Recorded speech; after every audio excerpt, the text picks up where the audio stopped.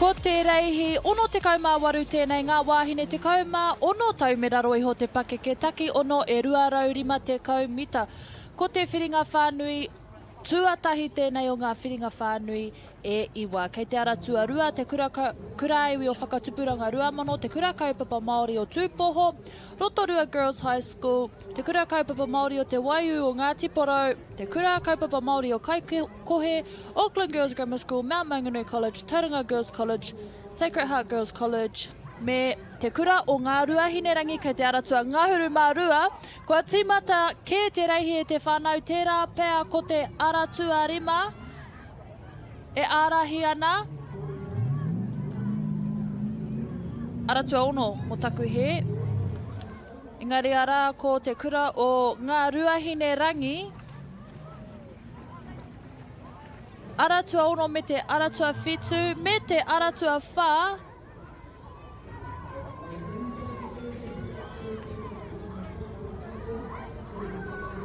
Rātau e pakanga ana kia whai tūranga i ngā whiringa whaiti.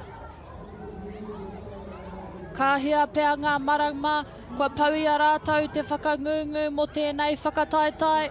Taku mōhio kei te aratua whā Rotorua Girls High School, rautāwhiri ruku wai te ingoa o tō rātau kapa. Auckland Girls Grammar. Ko te aratua waru, Auckland Girls Grammar, ka tahi ko Kaikohe Pup Patrol, me Rotorua Girls High School ka tuatoru mai tēnei te whiringa whānui tuatahi o ngā whiringa whānui e iwa. Ara tātou whakaihuaka i te aratua waru Auckland Girls Grammar Gold.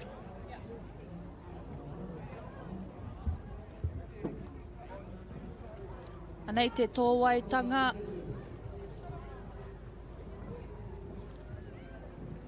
Ka tino kite i te puta o te ihu i te aratua whai te timatanga, engari ko te hoe roa pēa i te aratua waru. Ka tai ki te whakamutunga ko te aratua waru i mau.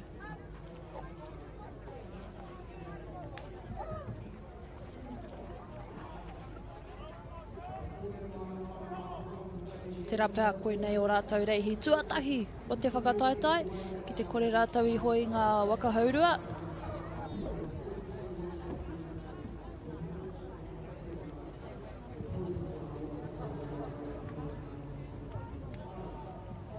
Ka tahi huki te ātāhua.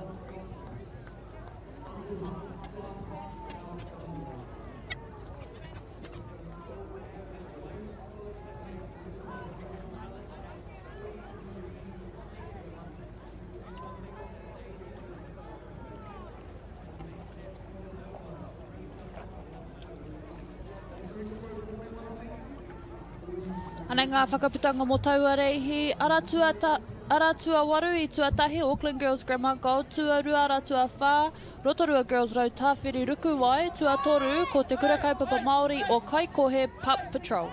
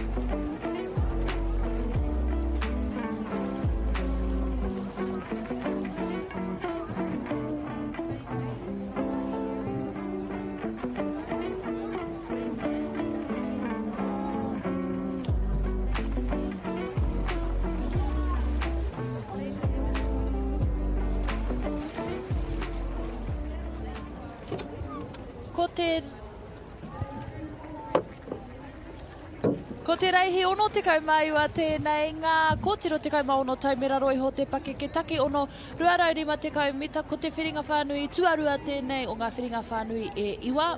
Aratua tahi Wainui o Mata High School, te kura iwi o Whakatupuranga Ruamano kei te Aratua Rua, te kura o Kokohuia, te kura o Matapihi kei te Aratua Whā, Waiopehu College, te kura kaupapa Māori o Hawaii ki Hou kei te Aratua Ono, te kura Māori o Ngā Tapuai, te kura kaupapa Māori o Whakarewa i te reo ki tū whare toa, te kura kaupapa Māori o Horauta Wānanga kei te Aratua Iwa, St. Joseph's Māori Girls College kei te Aratua Ngāhuru me te Kopuku High School kei te Aratua Ngāhuru Mātahi.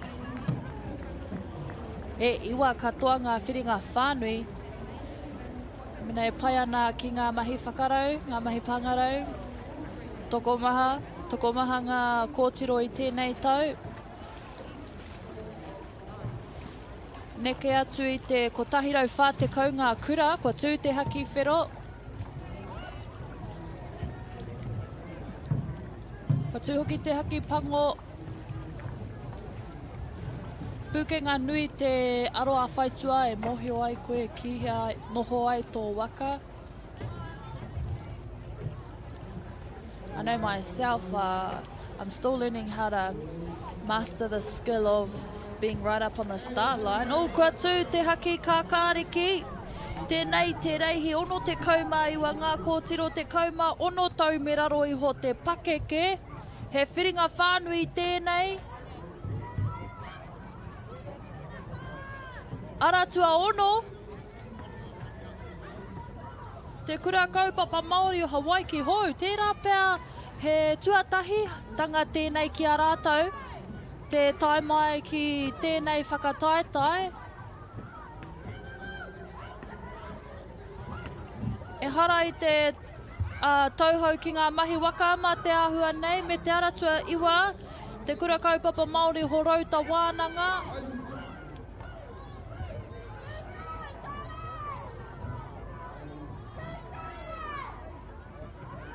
Oi mari e rātau i te marino te wai i ngā rangi tata nei. Ia rātou ka tai ki te whakamutunga, ka hukere haere, te manawa taki.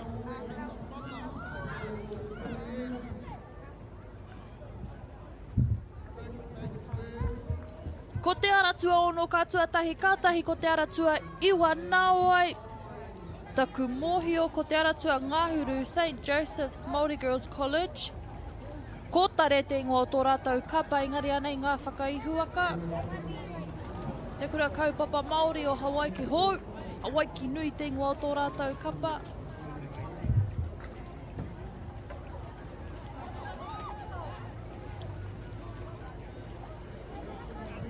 Anei te tōwaitanga e te whānau. Right off the start, lane 6. Beautiful start.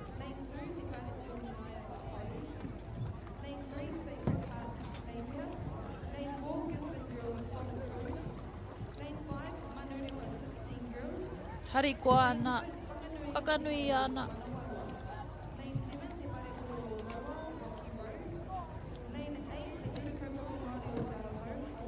Kare kore ka hoki ki o rātou kaiako. Haka mahere haha ngā mahi mo ngā whiringa whaiti.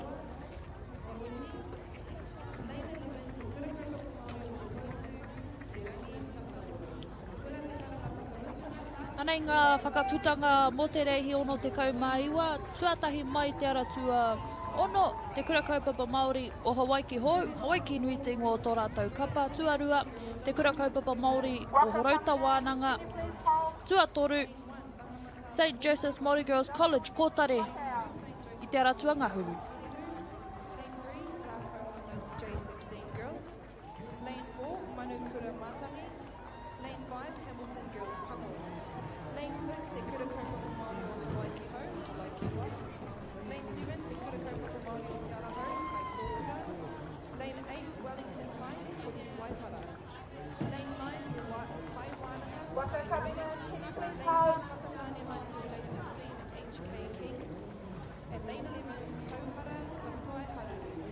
Kura te karanga tuarua mō te reihi Under 16 girls W6 250 metres, heat 6:09.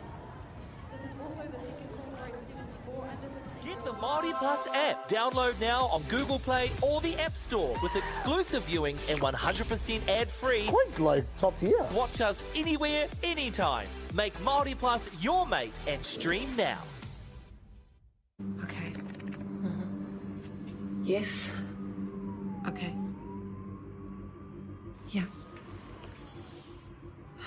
This isn't about long-distance calling, technology, or living overseas. Do I have one more bid? Thank you. We're going to go once. We're going twice. And we are sold to the Kiwi phone bidder from Manchester.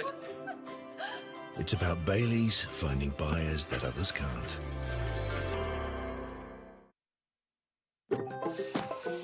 Whoops, running on empty? Enjoy a 6 cents per litre fuel discount at your local Caltex with Pumped every day. Ah, feels good, eh? Get it at any participating Caltex. Dan Carter knew the power of winning. Your instincts tell you the sky's different.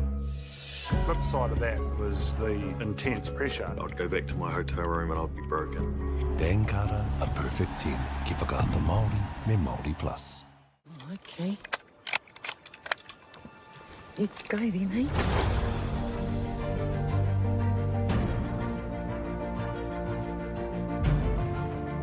You want to just jump in, the dark horse. Deep down, that's all we want. Freedom. You sucker. You better watch out, you fool. I often think of my cousin. She didn't have anyone. She had us. You're pretty beautiful.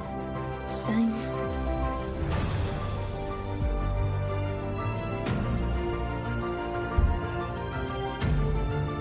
We're going to get you back, Mata. I promise. Kiriata no Aotearoa. Ki whakaata Māori, me MāORI Plus.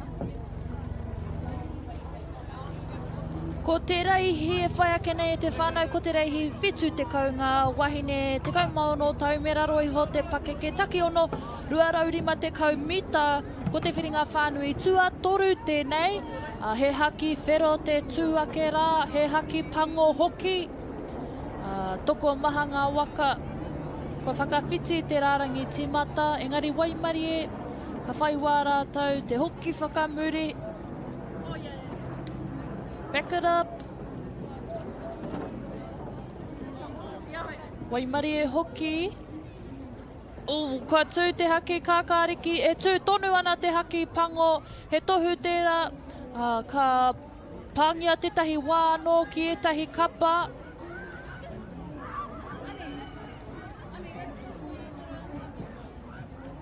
Ahua pātahi ngā waka katoa, we have a bit of bumper waka. Haere tonu ana, he ahuatanga tēnei o te Waka Ama.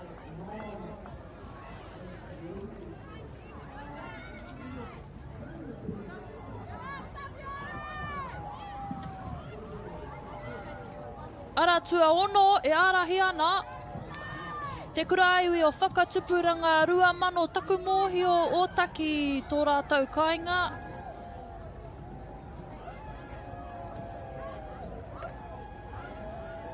Kare kore. Kua roa rātau e whakangungu ana. Ana i te hua. Ara tua ono me te ara tua iwa pēr. Solway College. Ara ka tuatahi mai ko te ara tua iwa. Tua ono mo taku he tuarua ko te ara tua iwa. Paku tiro tiro haere.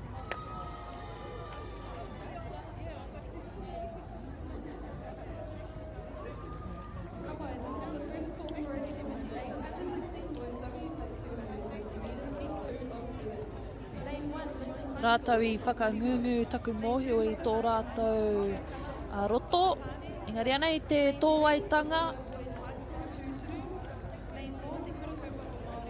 Ahua puta pātahi kari tino kite i tētahi wawe te puta o te ihu. Engari kia tai ki te haurua tuarua ka tino kite i ngā uaua. Te hua o te ara tua ono. Whakatupuranga 2,000.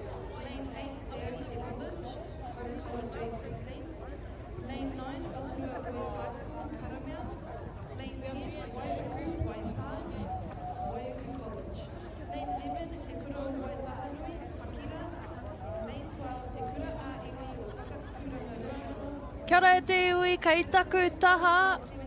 Ko tētahi kai whakapāhoho i reihi ia i te ata nei. Tēnā whakamohio atu ko ai koe, tō kura, meo mahi i te ata nei.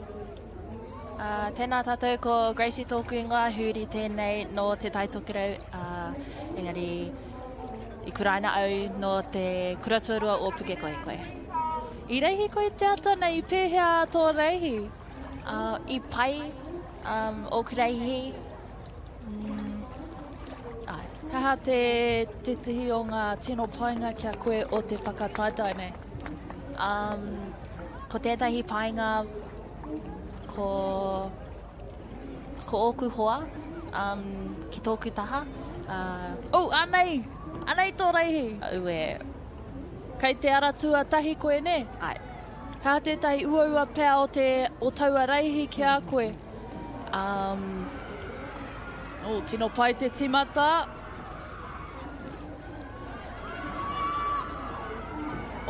Is that when you almost flipped at the start? It was near the end.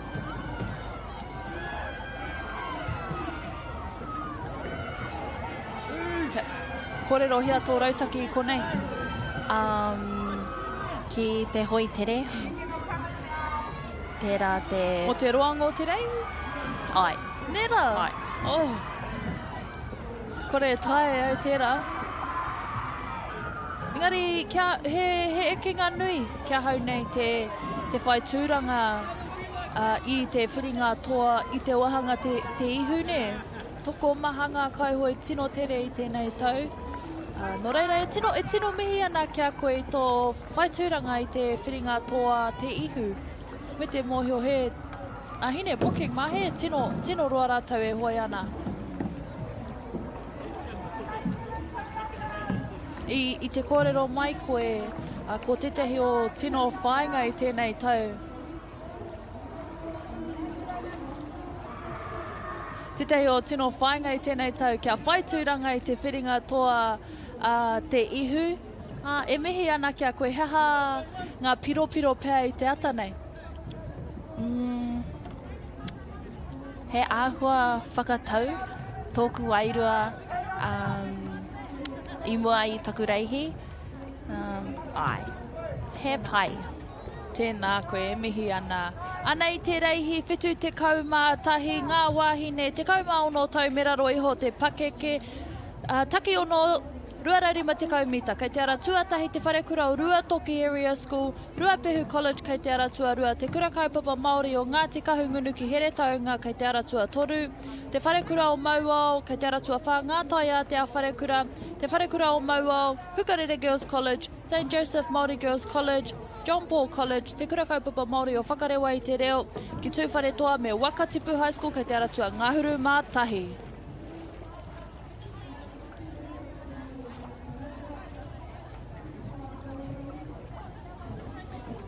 Kei te tū te haki pango me te haki whero.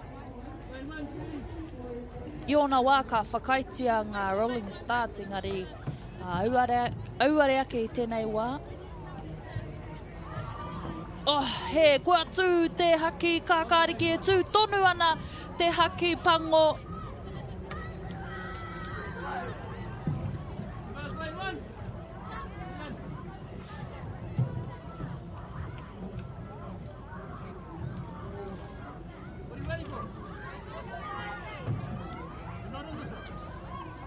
Ara tua waru St. Joseph Māori Girls College tērā.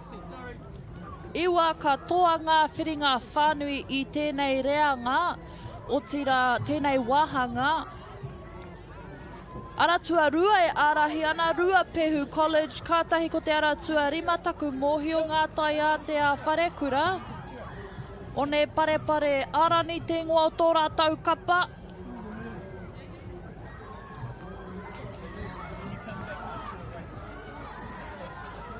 Kei te kite I te whakamahi I te tinana katoa. Tino kaha te hoe o te tūru tuarua I te rā ara tuarua. Rātau katoa. Engari ka whaitūranga ki te whiringa whaiti te ara tuarua. Taku mohi o Ruapehu College, kātahi ko ngātai a te a wharekura.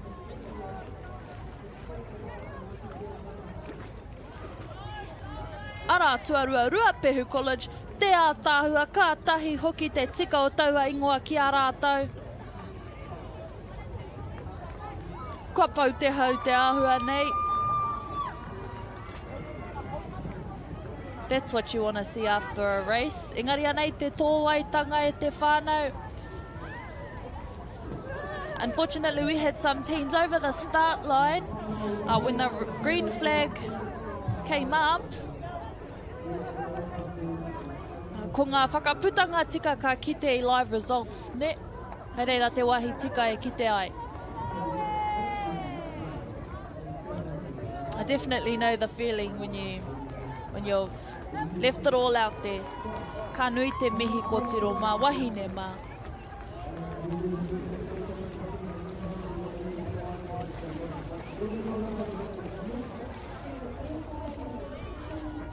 Anei ngā whakaputanga mō te reihi rā, whititikau mātahi, tuatahi Ruapehu College, te a tāhua, tuarua ngātai a te a one parepare arani, tuatoru te wharekura o Mauao. Ngā nane koti te ingoa o tō rātau kapa.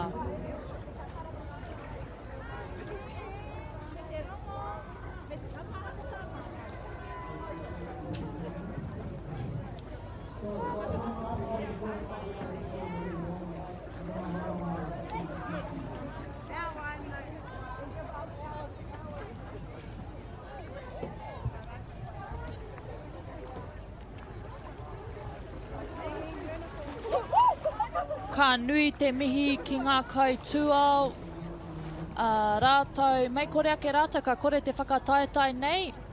All our volunteers with their yellow tops on, allowing this event to happen.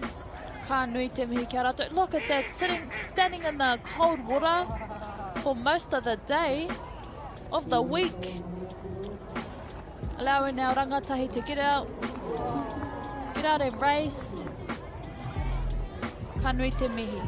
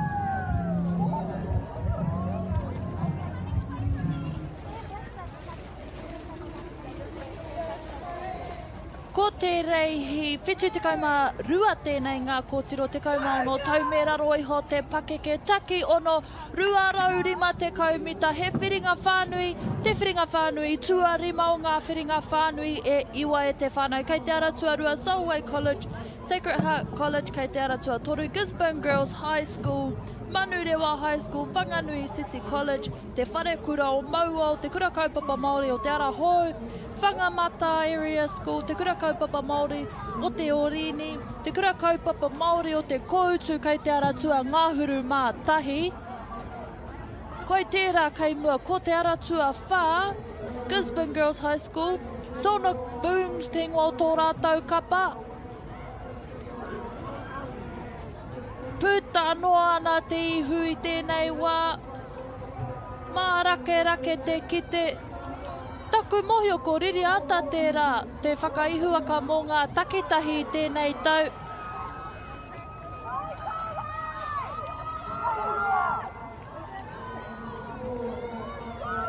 Manurewa High School pēa kei muri a rātau.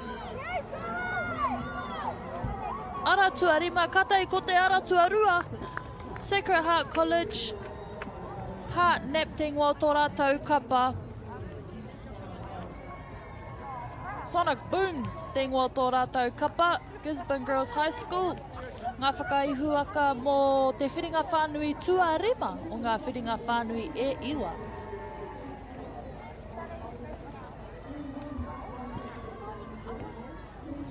Anei te tōwaitanga. Aratua whā i puta tuatahi te ihu. Kātahi ka maui a rātou taua ārahi mo te roanga o te reihi. Finishing the race with about a waka and a half in front of everyone else.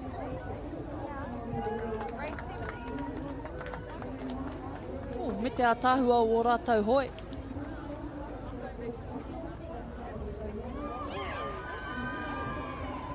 Te ahua nei kua roa rātou e hoi ana.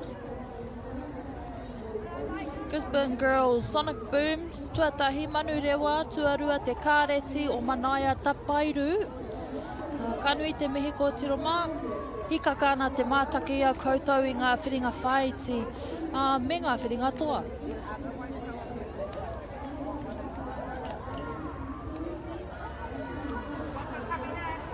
Te tamahine tērā a Sisi, hei te tūru tuarua. Kanui te mihi, kia koutou katoa ko tiroma.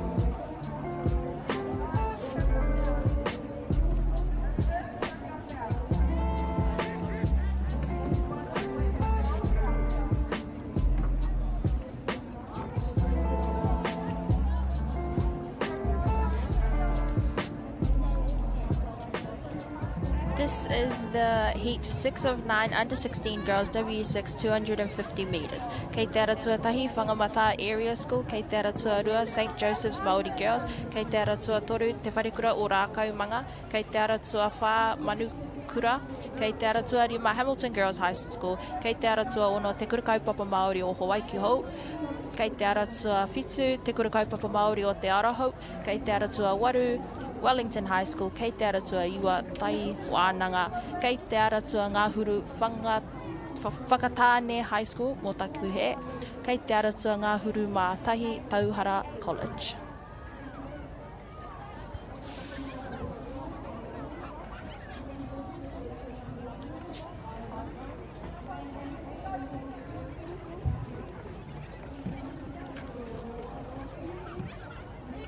Iwa katoa ngā whiringa whānui i tēnei reanga. Kia mohi o mai koutou. Katoa ngā kapa ka whai whiringa whaiti, ka whai tūranga i te whiringa whaiti. Engari ka māwehetia ki ngā wahanga e toru o te takere, o te kei, me te ihu. Ko te take ia, kia whai reihi atu anō ngā tauira, kia kaua e hara mai ki Tikitapu nei, mo te reihi ko tahi noiho e rua rānei. Kia whā ngā reihi ki ia kapa neke atu rānei.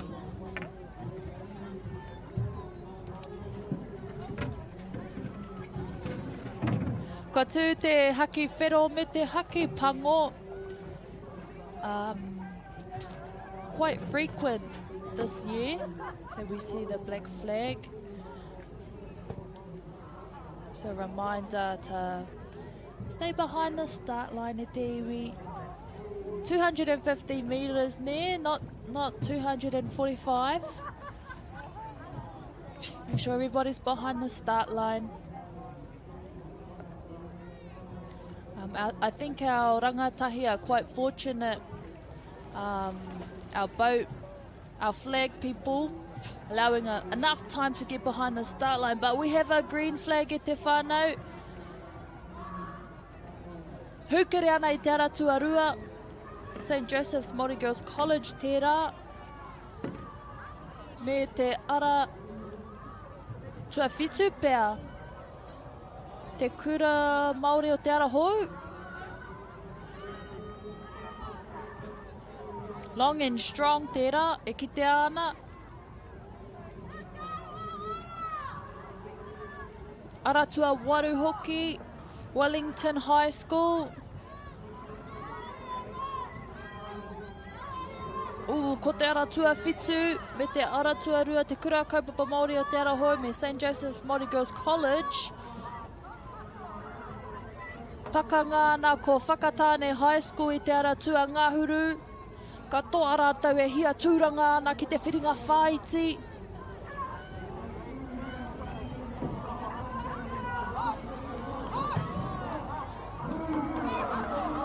Hukere ko tiroma. Ko te aratua rua. Ko te aratua. Aua. Karawi ki te aratua rua, aratua ngāhuru, aratua whitu rānei. Ai hara tēnei, ko te aratua rua. St. Joseph's Māori Girls College i tuatahi.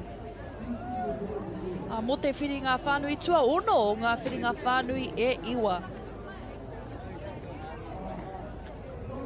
Anei te tōwaitanga.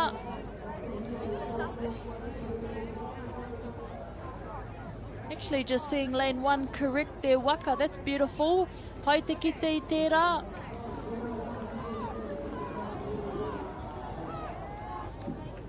Ooh, it's a matter of angle, what angle you're watching from.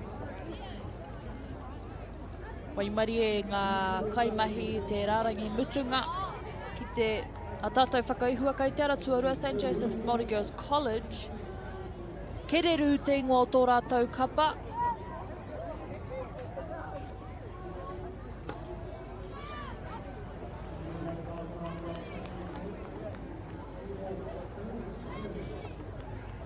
Takoto noa te āhua nei.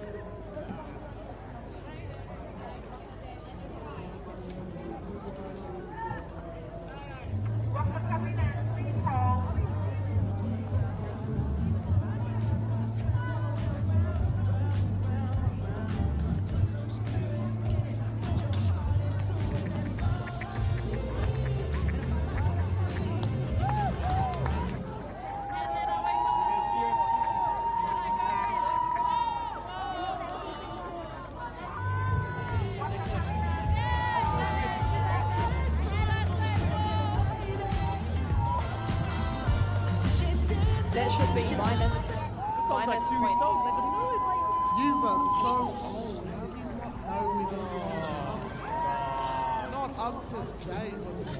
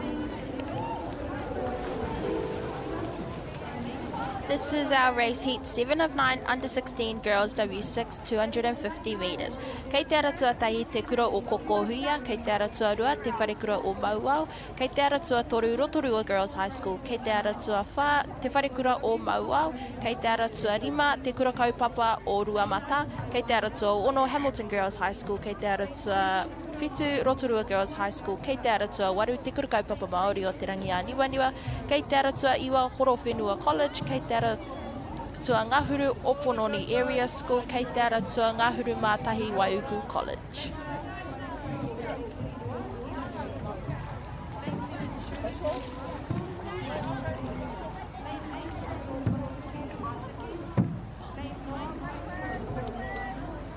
Here we have our red flag up, whānau, and our black flag. I'm sure our flag people will give lots of time for them to move back.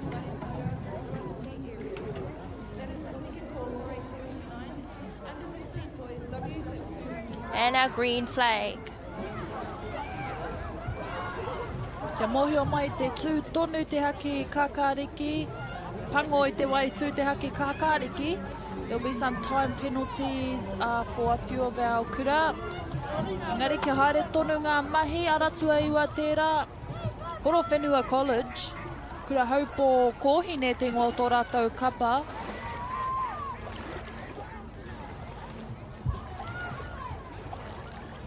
We have a few strong teams in this race.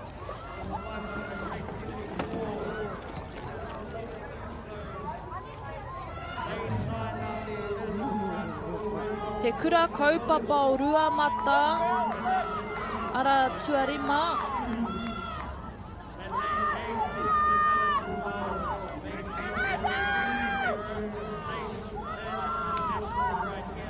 Haere tonu ko tiro mātaku mōhio.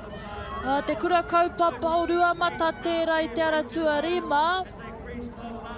Me te ara tua whāhoki, ara tua waru. Taku mōhio ko Ruamata, rangi a Niwaniwa, me te wharekura o Mauao pēr. Engari anei, Pepe Girl, me tiki pauna murika. Kanui te mihi kia koutou kōtiro mao o te kura kaupapa o Ruamata.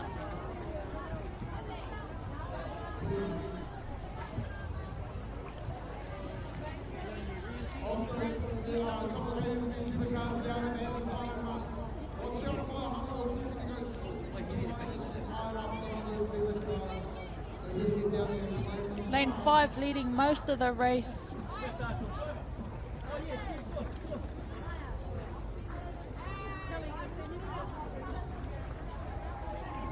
Ka pai kōtiro mā. I must say, I've seen some of these girls at training in Koutu, Haimwana Street in Rotorua. Beautiful to see them here racing and all the smiles.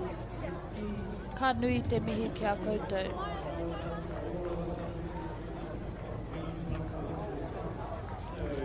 Nei ngā whakaputanga mo te reihi whitu te kaumawha, tuatahi mai te kura kaupapa Māori o Ruamata, tuarua te wharekura o Mauao, tuatoru te rangi a Niwaniwa, Niwa Kōhine.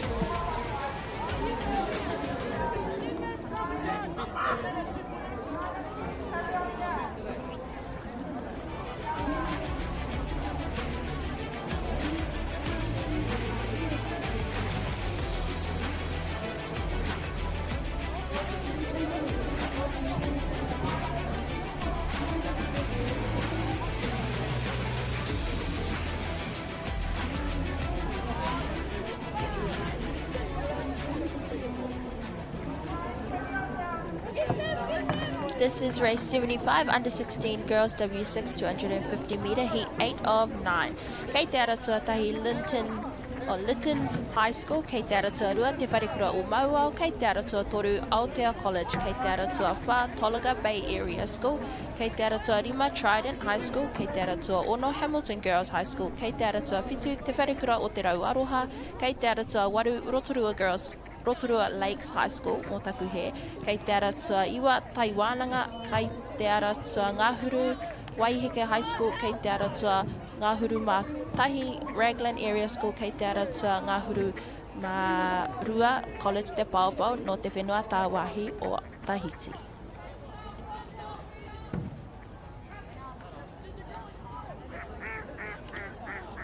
Ka tū te haki whero e te whānau. Me te haki pango.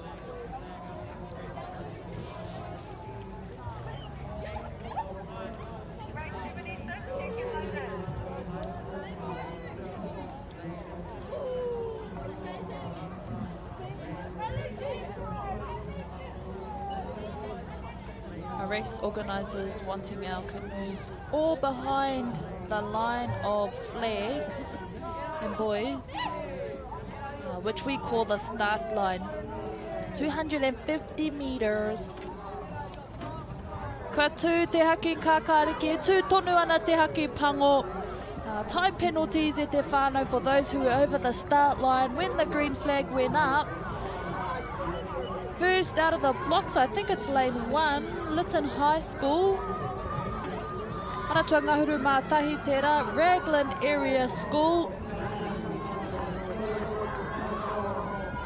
Me ngā whanaunga o Tahiti College te Paopao, te tahi o ngā kura whaiwhea ko i te kaupapa i te whakataetai nei. Lane 3. Aotea College and lane 6. Hamilton Girls High School. He rite tonu te hoki mai ki te whakataetai nei. He rite tonu te whakaihu aka ki te whakataetai nei. Ka nui te mihi ki o rātou kaia kua no hoki. Ara tua ono. Hamilton Girls High School tērā. Whakaatu mai ana i o rātou reka, i a rātou pūkenga.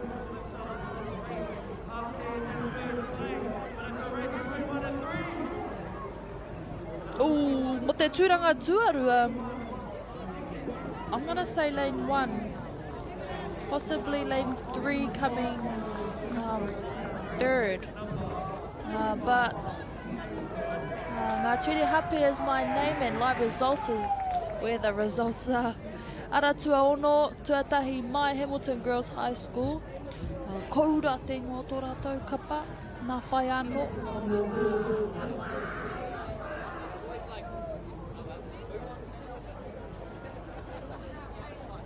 Anei te tōwaitanga, as we can see a few of our canoes possibly crossing over into different lanes. But that is just another part of racing, specifically secondaries racing. Beautiful stroke, beautiful quick rate at the end there, Hamilton Girls. And then a tight finish between lane 1 and 3. Anei ngā whakaputanga, taku mōhio.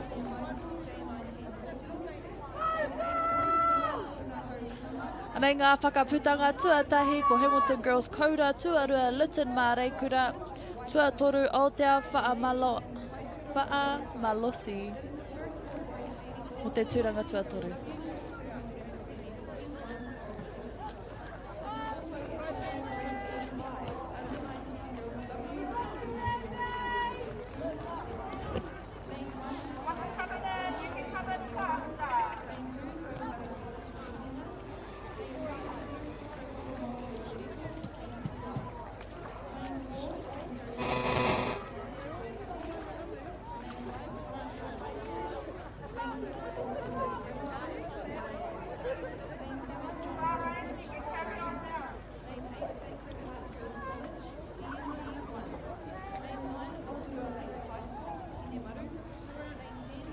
Ka huri tātou ki te whiringa whānui whakamutunga. mō ngā kōtiro te kaumaono tau me raro iho te pakeke. Total of 9 heats for our under 16 girls. Gracie, what's that? 9 heats times 12. How many J16 teams do we have?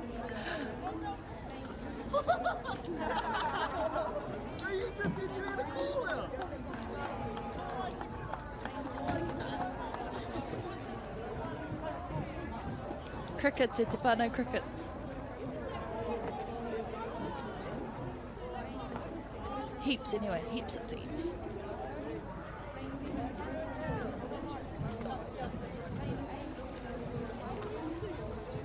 This is race 76, under 16 girls, W6, 250 metres, heat 9 of 9.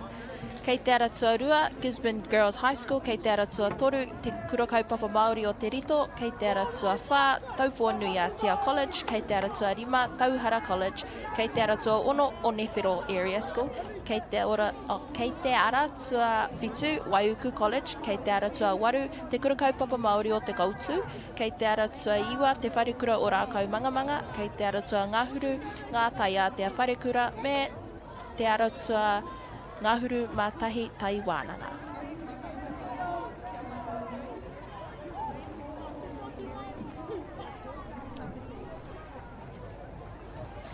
White flag! We have 2 start lines, our false start line, which is the first line of buoys, and then the line of flags is the start line, which they come up to on the red flag. Come up to, but not over. Go e whakapiti. Beautiful start. Green flag e te whānau. Kaore he haki pangui tū tēnei reihi.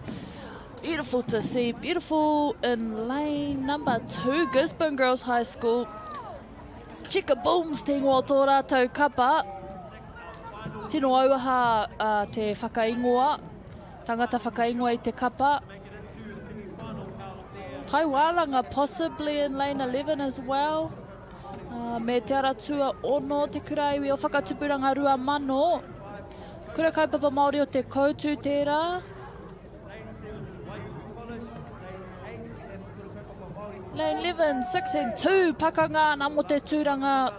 Tētahi tūranga I te whiringa whaiti.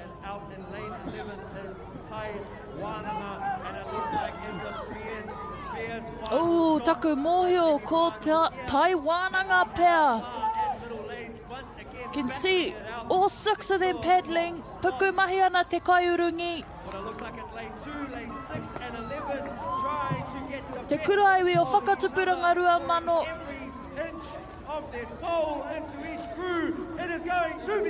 Oh! Ko te aratua ngahuru mātahi pēr tai wānanga. Gisborne Girls High School me Onewhiro Area School mō taku he, te aratua ono. Tai wānanga, tai ariki ka tuatahi mai. Pau te hau. From where I'm sitting though. Kone tētahi tino painga o te whakataitai nei, te kite ngā mene, kite I te harikoa. It's not just a free week off school. It's a week to race with your friends. Whakanui tō tātou ahurea. Aratua ono pēr I Tuarua. Onewhiro kātahi ko Gisborne Girls I Tuatoru. Introduce yourselves. Introduce yourself and your team. Please. I'm Edison and I go to Sacred Heart College Daycare. I'm Riley and I also go to Sacred Heart College Daycare. Kei te ngaunga pūkahukahu te ahua nei.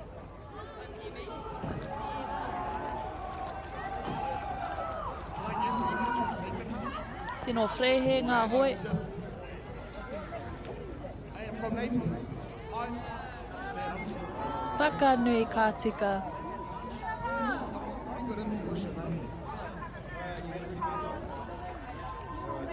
Anei ngā whakaputanga mo te reihi whitu te kauma ono.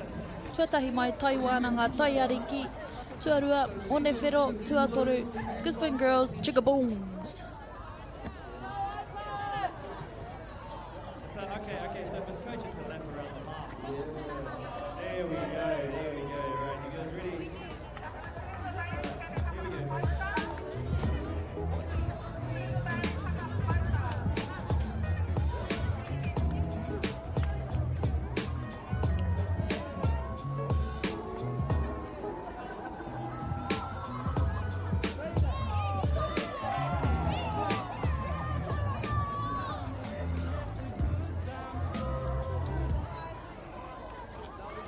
We'll give you one more chance.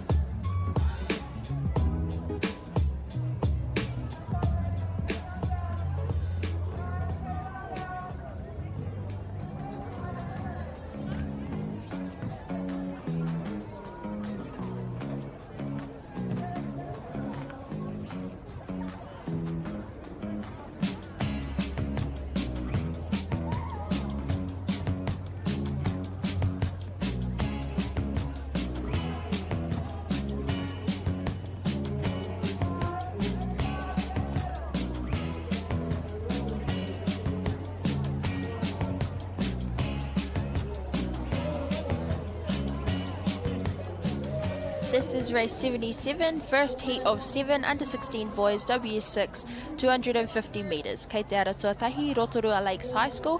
Kei te aratuarua, St. Patrick's College. Kei te aratua toru, Whakatāne High School. Kei te aratua whā, Manurewa High School. Kei te aratua rima, Mount Maunganui College. Kei te aratua ono, te kura iwi o Whakatupuranga Rua Mano. Kei te aratua whitu, te kura kaupapa Māori o te rangi a Niwaniwa. Kei te aratua waru o Pononi Area School, kei te aratua iwa, te wharekura o Maua, kei te aratua Ngāhuru Waiheke High School, kei te aratua Ngāhuru Mātahi, te wharekura o te Rau Aroha, me te aratua Ngāhuru Mārua Ruapehu College. And we have a green flag at te whānau kua timata ngā reihi, te reihi, puta tuatahi te ihu o te ara, tua iwa, tua Ngāhuru Waiheke High School,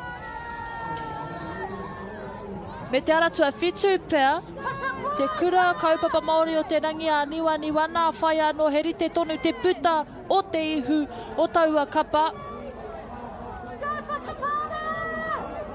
Rangi a Niwaniwa, kura pakari, ia tau, ia tau.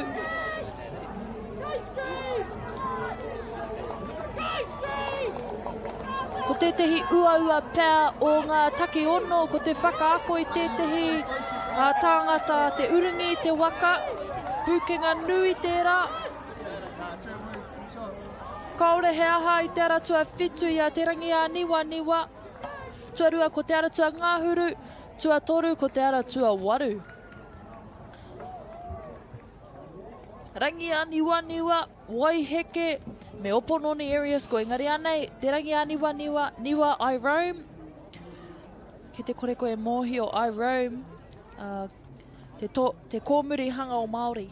Koe rei, i take mai te ingoa I Roam, i te kapara. Anei te tōwaitanga,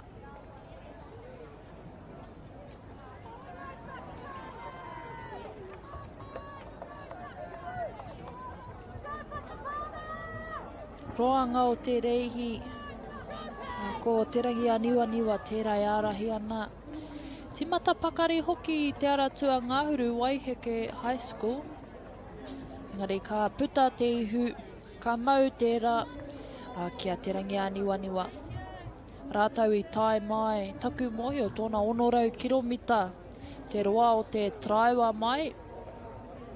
Kāhia haora.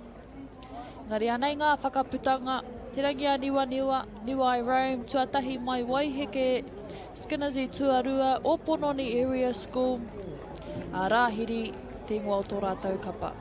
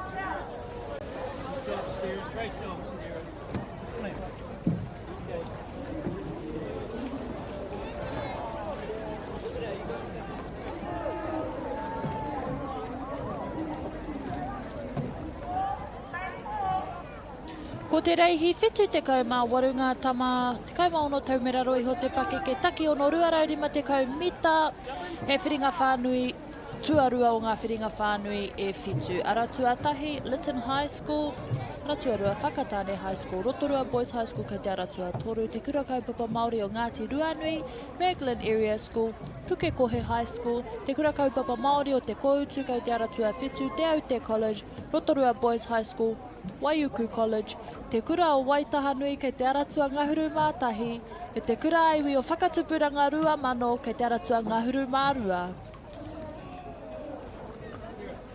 Koenei te tau tuatahi taku mōhio kua tae mai te kura o Waitaha Nui I konei kāreau I mōhio I te whakangungu rātou, I te ngana rātou te haramai ki te whakataeta. No reira e mihi nui ana ki a rātou. Kua tū te haki whero.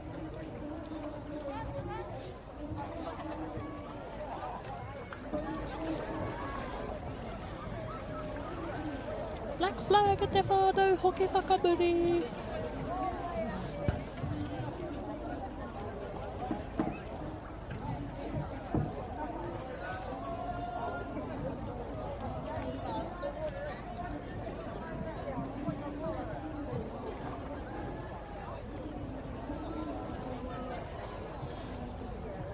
Te kite, ngāwari te kite I konei ne, it's easy to see what canoes over the start line, but it's not as easy when you're in the waka. Kua tū te haki ka kāriki, tū tonu ana te haki, pango he tohu tērā. Kua tuku tētahi wā atua no ki tētahi o ngā kapa engari hūkere ana I te aratua toru, Rotorua Boys High School. Tūturu te ingoa o tō rātou kapa. Rātou katoa whakangungu ana I Rotorua nei. Aratua rima, Raglan Area School, kaore tai mai I Tawhiti. Let's go, Hūkere ana rātou. Katoa rātou e hia tūranga ana i te whiringa whaiti.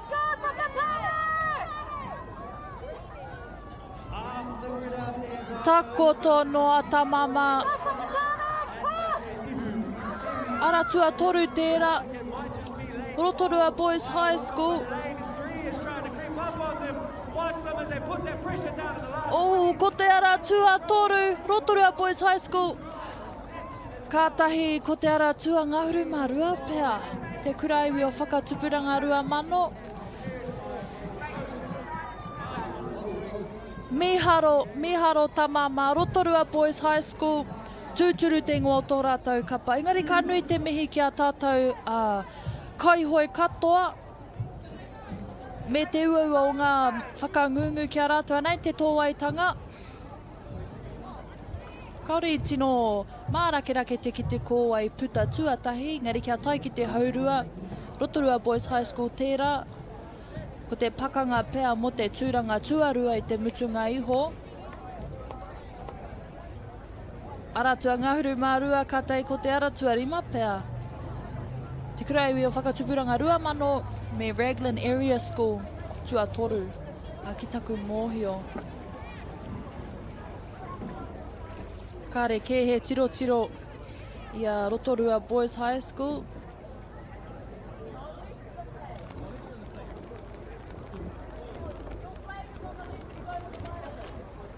Nei ngā whakaputanga, Rotorua Boys High School tuatahi, tahi miniti rua hekona, tuarua whakatupuranga rua mano, muku kai, tahi miniti whahekona, tuatoru Raglan, whai boys, tahi miniti whahekona.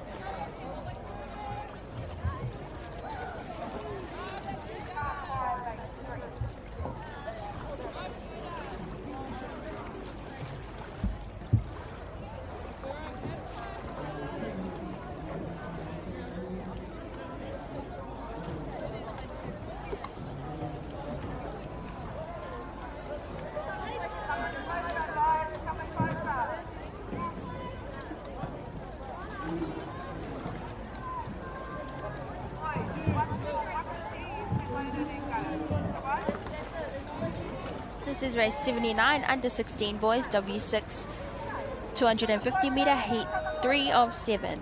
Te aratua tahi, Taiwananga, te kura Māori o ngā tapuai, Hamilton Boys High School, Lindisfarne College, Hastings Boys High School, te aratua ono, te wharekura o Kirikiriroa, te aratua whitu, Shirley Boys High School, te kura o Matapihi, Taikura Rudolph Steiner School, Wellington High School, kei te aratua ngā huru mā tahi, Taupua Nui Atia College, me te aratua ngā huru mā rua, te wharekura o Rua Atoki.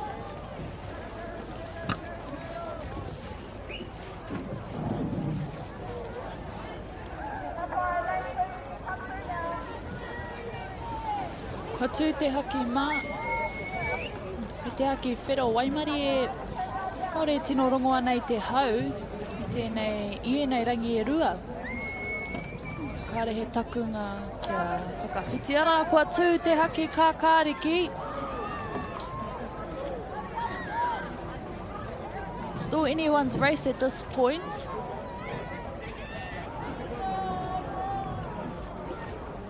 Aratua whāpea. Lindisfarne e arahi ana me Shirley Boys High School tērā e kite ana i tēnei wā.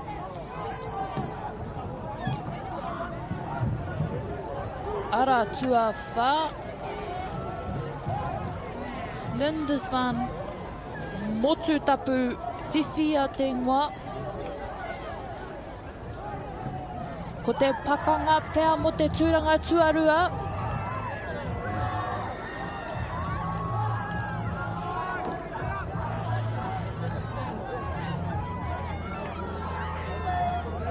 Kere ana ta mama. Takoto noa. Even stop before the finish line. Aratua whā tuatahi.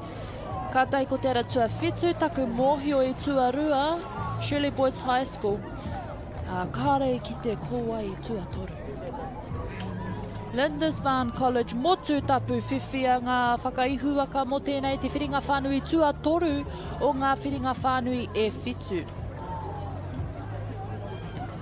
Under 16, etahi o ngā tama nei mehe tāne ke.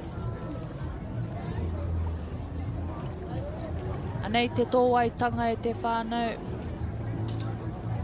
Aratua tahi me te aratua whā i puta tuatahi. Engari, te ahua nei mau i te aratua whā. Ngā mahi tō ngaki, te nakawhiti anō hoki. Ka mau ki a rātou. A te wā tere rawa.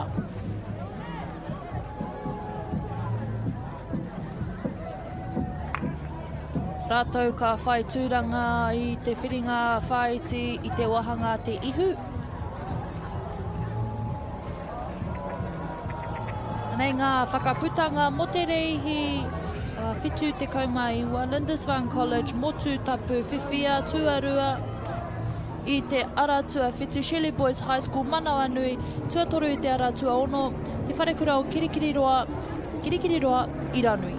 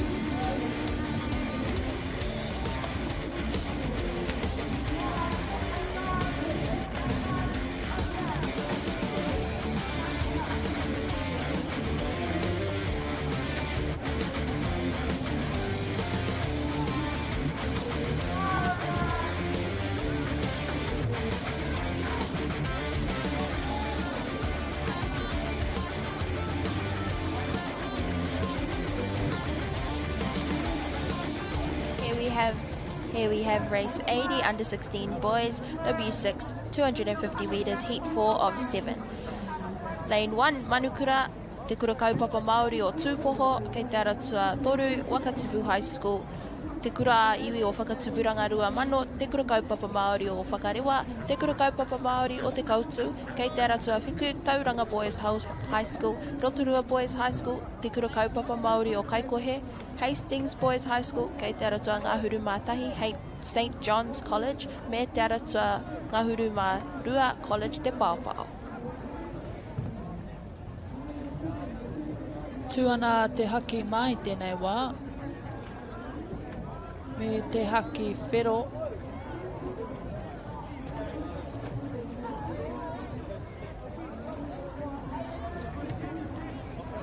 Kua tū te haki kākāriki. Pai te timata o te katoa o ngā kapa.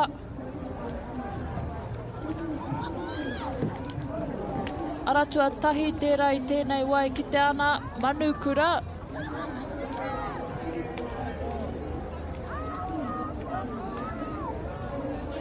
Lanes 9, 8 and 7. Just slightly ahead of the rest of the waka at the moment. Te kura kaupapa Māori o Kaikohe Rotorua Boys High me Tauranga Boys College e pakanga ana.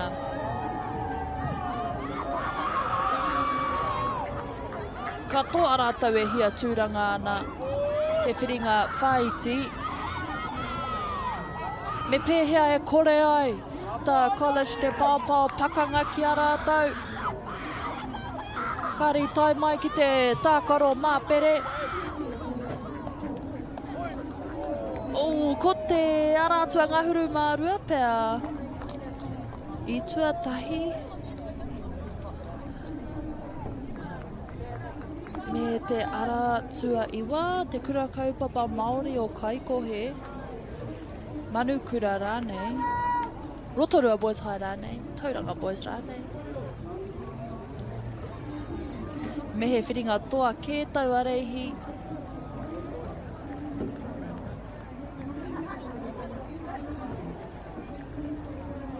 Anei te tōwaitanga.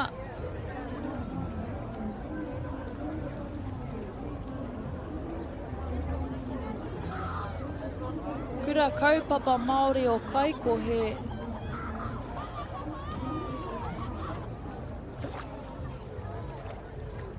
Ko te ara tuangahuru aua kare te mohe te whanau taihua kia kite possibly a photo finish. College te pāopao i tuatahi tuarua ko te ara tuatahi manukura tuatoru te kura kaupapa Māori o Kaikohe.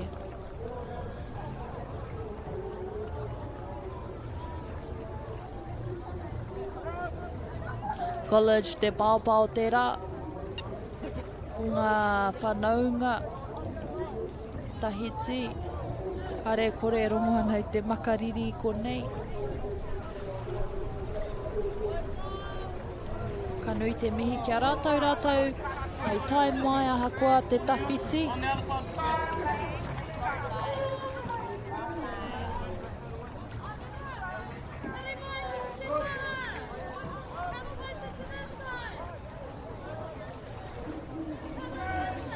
Te tehi o ngā rautaki a rātou i ngā kapa ka whakatata atu ki te timatanga o te reihi. Ka whakaharatau i te rautaki te timatanga. Here we have race 81, under 16 boys, W6, 250 metre heat, 5:07. Kei te aratua tahi, te kura o Koko Huia, kei te aratua rua, te kura kaupapa Māori o Whakarewa, kei te aratua toru, MāORI College, kei te aratua wha, Opononi Area School, kei te aratua rima, Manurewa High School, te kura kaupapa Māori o Ngāti Kahungunu ki Here Taunga, te kura kaupapa Māori o Te Rito, te kura kaupapa Māori o Te Waiu o Ngāti Porou, kei te aratua Iwa, Gisborne Boys High School, te aratua Ngahuru, Tipene, te aratua Ngahuru Mātahi, te kura kaupapa Māori o Ngāti Ruanui, me te college te Pāopao.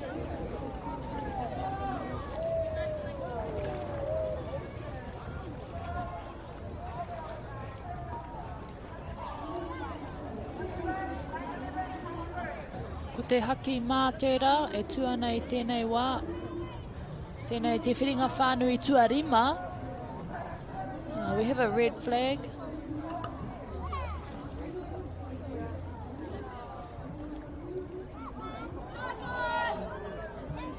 Kua tū te haki kākāriki.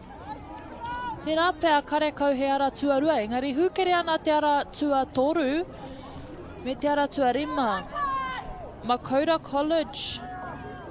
College tērā, me Manurewa High School, e pakanga ana.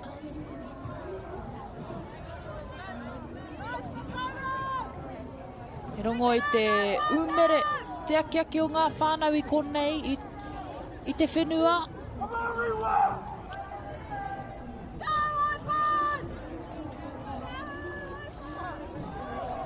He kapa tēnei ātāhua te mātaki atu.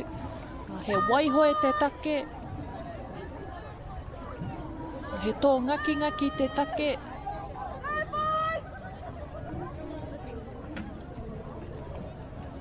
Quick look around, engari pai noiho, ko rātou noiho ka tuarua ko te ara tuarima, tuatoru ko te ara tua ngāhuru. Manurewa High School, kātahi ko tipene taku mōhio I tuatoru, engari anei mo kaura, kia manawa nui. Ngā whakaihuaka mo te whiringa whānui I tuarima o ngā whiringa whānui e whitu. Nei te tō waitanga. As you can see, lane 3 off the blocks, first off the blocks.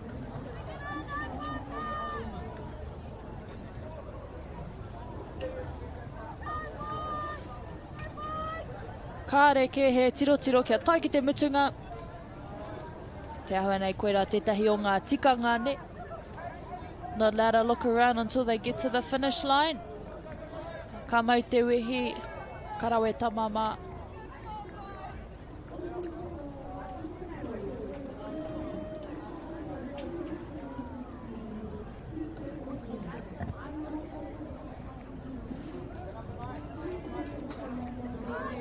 Anei ngā whakaputanga mo te reihi waru te kaumātahi makaura kia manawa nui tuatahi sub 1 minute. Rima te kaumāwaru. That's the fastest time so far. Manurewa Gold 101, Tipene 104.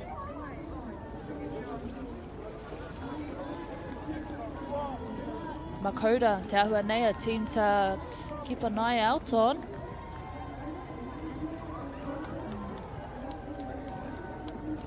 Fastest 6-man time so far, 58 seconds.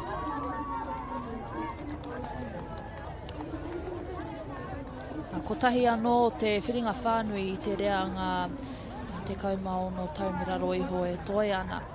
E rua o taku he, ka kite mena ka heke iho te wā.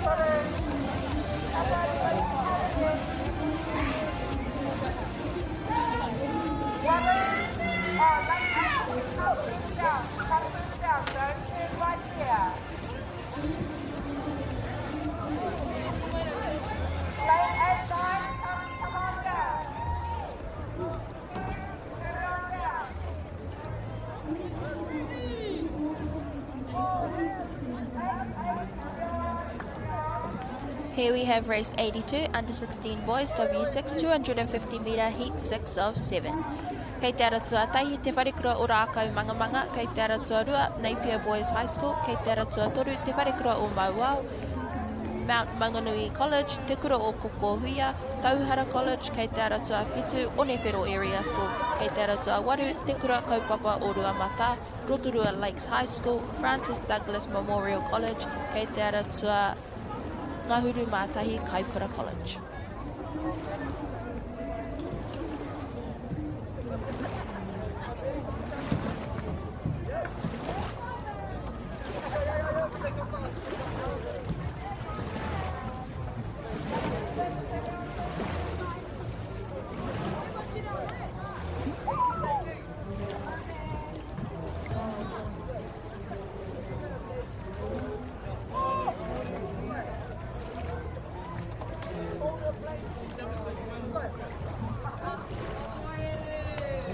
Kua tū te haki mai, tēnei te whiringa whānui tua ono.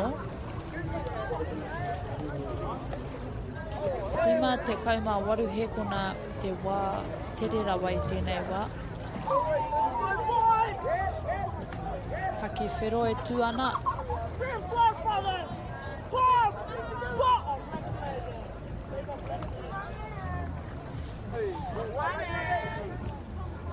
I think our race officials would allow a little bit of a rolling start, but some of our teams coming in hot, which forces them to raise the black flag, still allowing enough time to get behind the start line.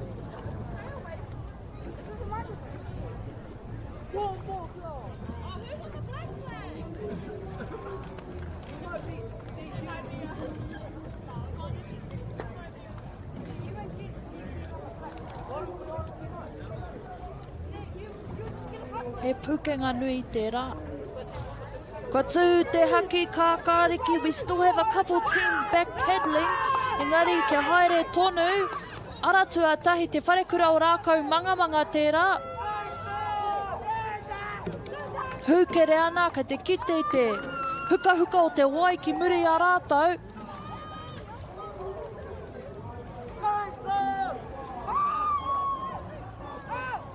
Aratua tahi me te ara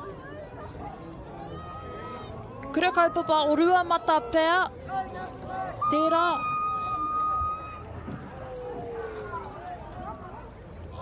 Me te aratua ngahuru mā tahi Kaipara College.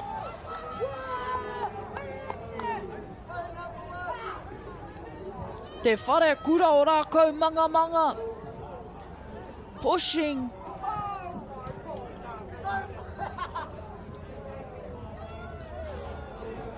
Keeping their quick rate all the way. Ara te hua, ko rātou ka tautua tahi atu tuarua, ko te aratua ngahuru mā tahi Kaipara College. Tuatoru, kura kaupapa o rua matapea, engari anei rākau manga, J16 boys te ngō tō rātou kapa. Kātahi te auaha. Kātahi te whrehe o ngā mohiti. Anei te tōwai tanga e te whānau.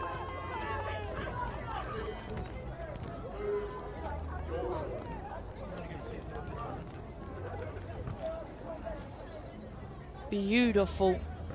Beautiful lane 1, te wharekura o rākau manga.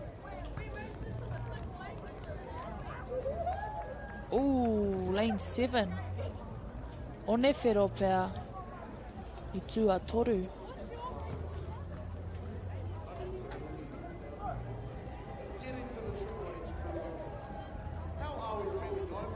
Whrehe ngā mohiti, whrehe ngā hoi.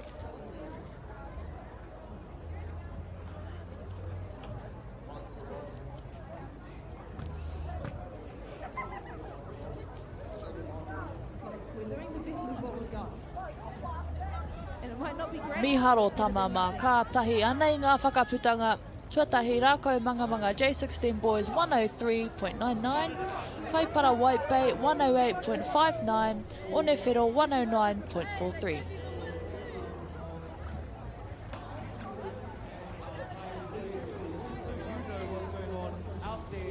On the water. I want to do a bit of a challenge. I want to get as many of our whānau down onto the beach as possible, and for the next race, I want everyone to throw the heartiest fun away at our crews going out there. Yes, that's right, because right now we are at our last meet for our under-16 boys. W16, race number 83, right now loading in lane number 1.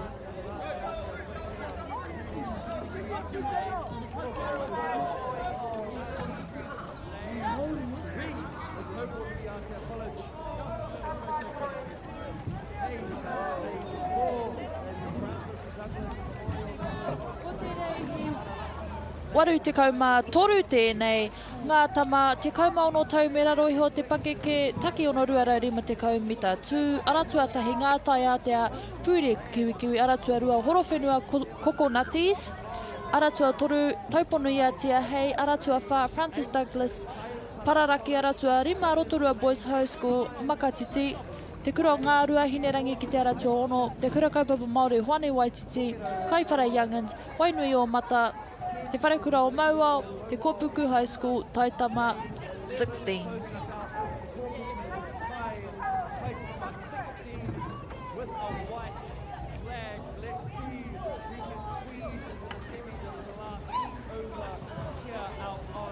Kua tū te haki mai te whānau. Me te haki whero. Whiringa whānui tua whitu. Ngā whiringa whānui e whitu. Tōna whitu te kaumā whitu ngā kapa. Te kaumā ono tau. Me raro iho te pake ki tēnei tau. Just a little bit back. Lane 7, 8. Ruamata possibly. And lane... Oh! Heoi anō, kua tū te haki ka kāriki.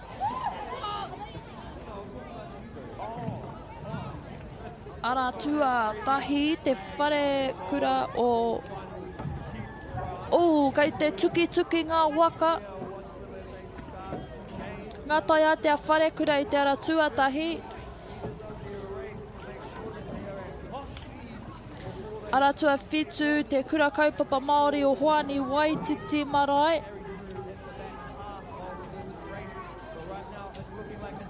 Lane 1 and lane 7.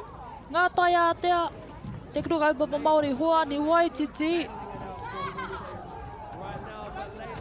Aratua rima, Rotorua Boys High School hoki e paka ngāna me te aratua ngāhuru. Te whare kura o Mauao. Tai hoa ka ki te kōwai ka hua, kōwai ka tohu. Koi ka puta te ihu.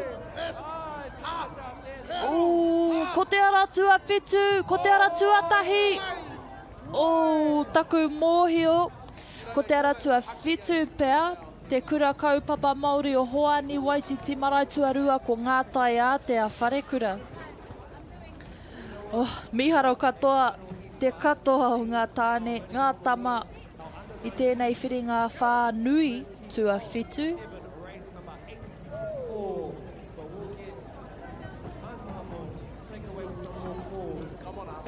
Te kura kaupapa Māori o Hoani Waititi marae. Rātau ka whai tūranga i te whiringa whaiti, i te wahanga te ihu. Ka nui te mihi ki a rātau, o tira o rātau kai akoa no hoki. Anei te tōwaitanga e te whānau. Best start in lane 1, first out of the blocks. Had a bit of a tuki ngā waka. Lane 1 leading most of the way. Lane 7 just had a little bit. Just a little bit on lane 1. Nei rātau.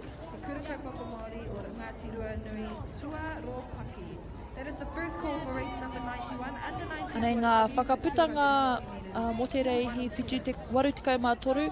Te kura kaupapa Māori o Hoani Waititi marae. Ngā tai a te a Pueru Kiwi, Rotorua Boys High School. I te aratua rima, makatiti te ngotora taukapa.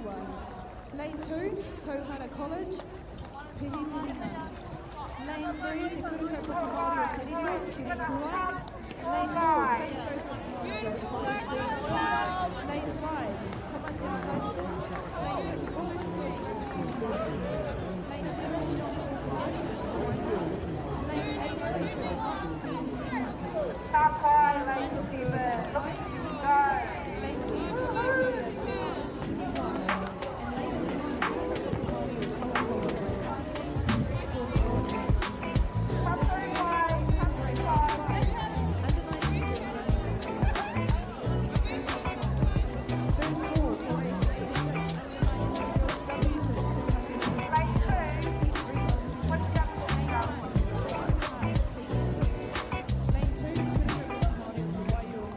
Ko te rei, he waru te kaumā whānga, ko tiro te kaumā iwa tau me raro iho te pake ke taki ono rua raurima te kaumita, ko te whiringa whānui tuatahi tēnei.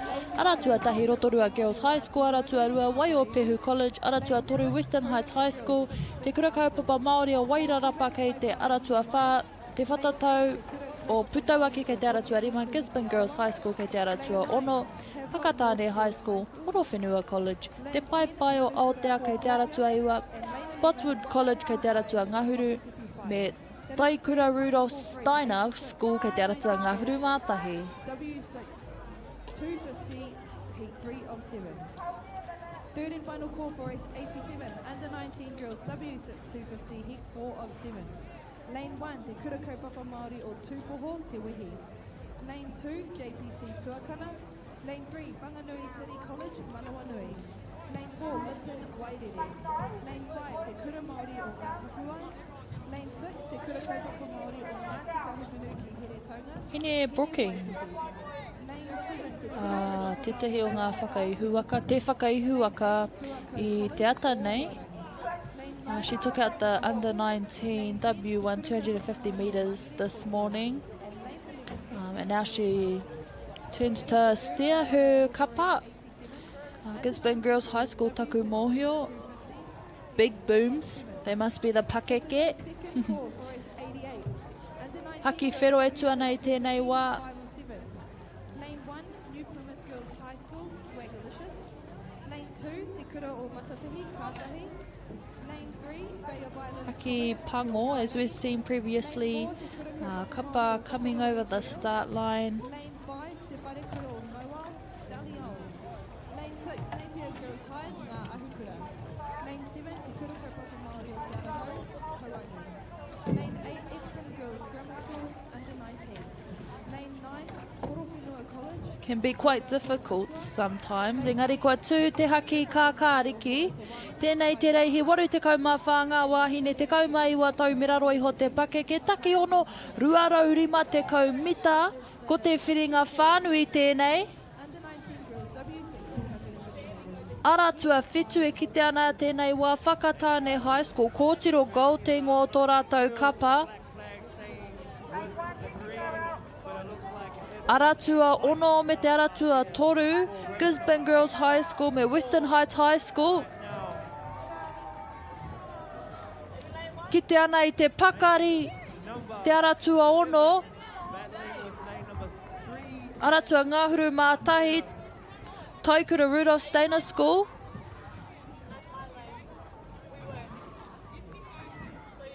Engari, anei ngā big booms. Hoake ana. 50 out here for our under 19 girls in the first heat. It's a close battle for second though with lane 3 and lane. Tāhua kōtiro mā, wahine mā, tuatahi, tuarua ko te ara tuatoru Western Heights High School, tuatoru ko te ara tua Ngāhuru Mātahi, Taikura Rudolph Steiner School, Gisborne Girls Big Booms.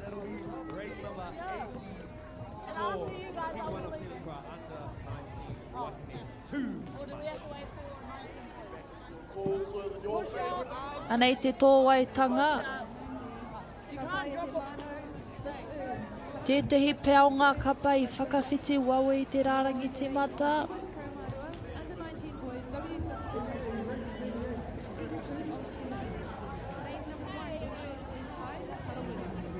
Beautiful Western Heights High School.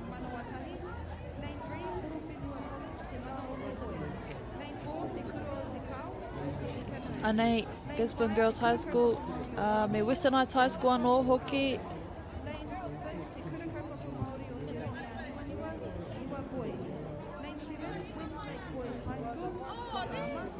Lane 8, Western Springs College, Cabo. Lane 9, Tauhara College. Lane 10, Te Kura Kaupapa Māori o Te Araho, Waikihi. Lane 11, Tuako College, Wahapu.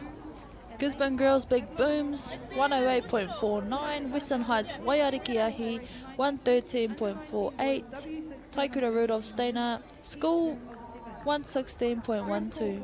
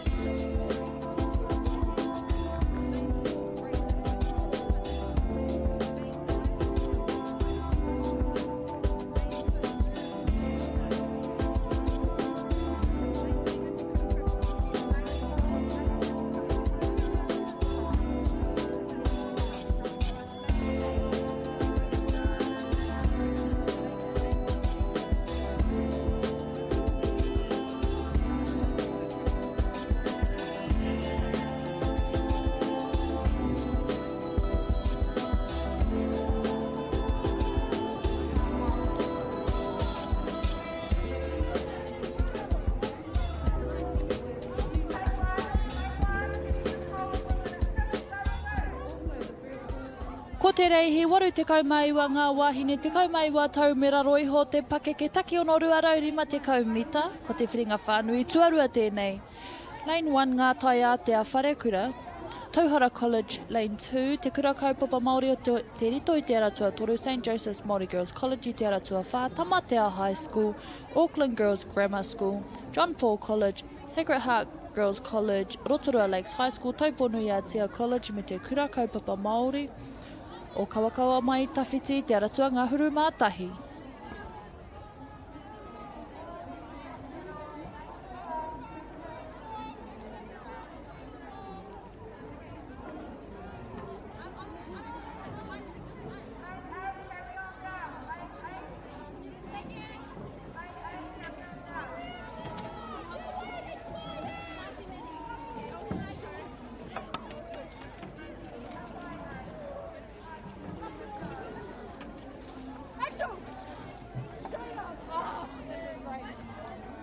Ko tū te haki mai tēnei te whiringa whānui tuarua.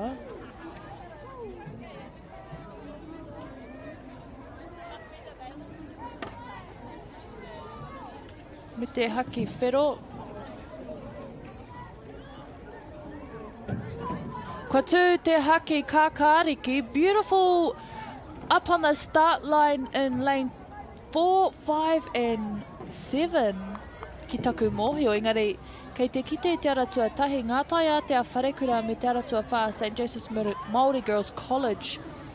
Rātau e hūkere ana, rātau e horo ana, e wawe ana te puta.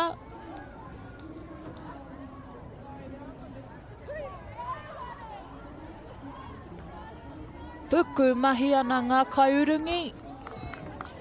Ahakoa ko te mahi matua he urungi. Ka tonu rātau ki te hoe. Ooh, 4 and 6. 1, 4 and 6 e pakanga ana.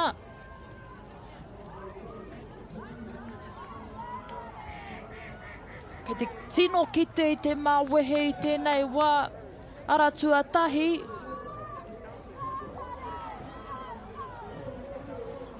Ngā tai a te a wharekura. One pare hiriwa te ingoa o tō rātau kapa tuarua ko te aratua ono, Auckland Girls Grammar.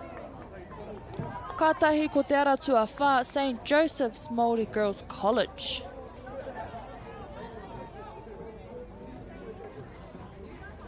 Ka nui te mihi ai ka tika. Nā te mahi tahi, nā te waihoe. Ai puta te ihu o ngā tai ātea, one pare hiriwa. Anei te tōwaitanga e te whānau.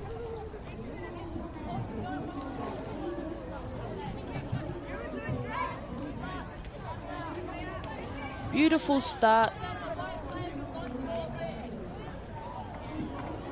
Tino kite I te huka o te wai ki muri a rātau.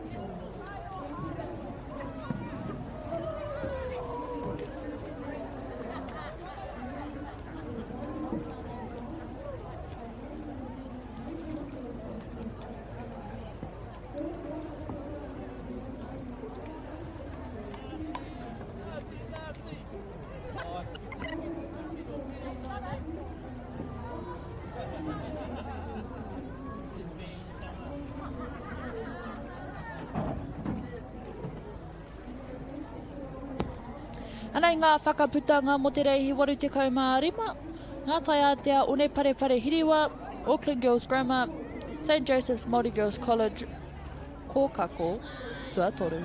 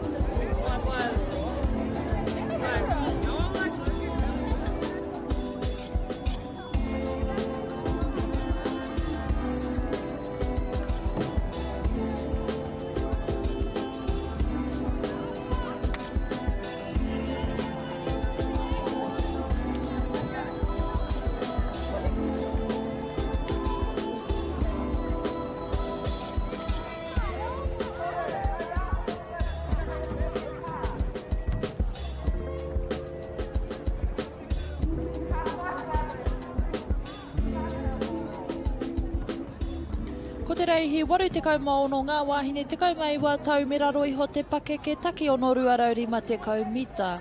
Ko te whiringa whānui tua, toru tēnei, kei te ara tua tahi Sacred Heart Girls College, te kura kaupapa Māori o te waiu o Ngāti Porou, kei te ara tua rua, te Kopuku High School, Aotea College, te kura kaupapa Māori o Ngāti Ruanui, Tauranga Girls College, Kaipara College, te kura kaupapa Māori o Hokianga, Havelock North High School, kei te aratua iwa, Manukura, Wakatipu High School, kei te aratua Ngāhuru Mātahi.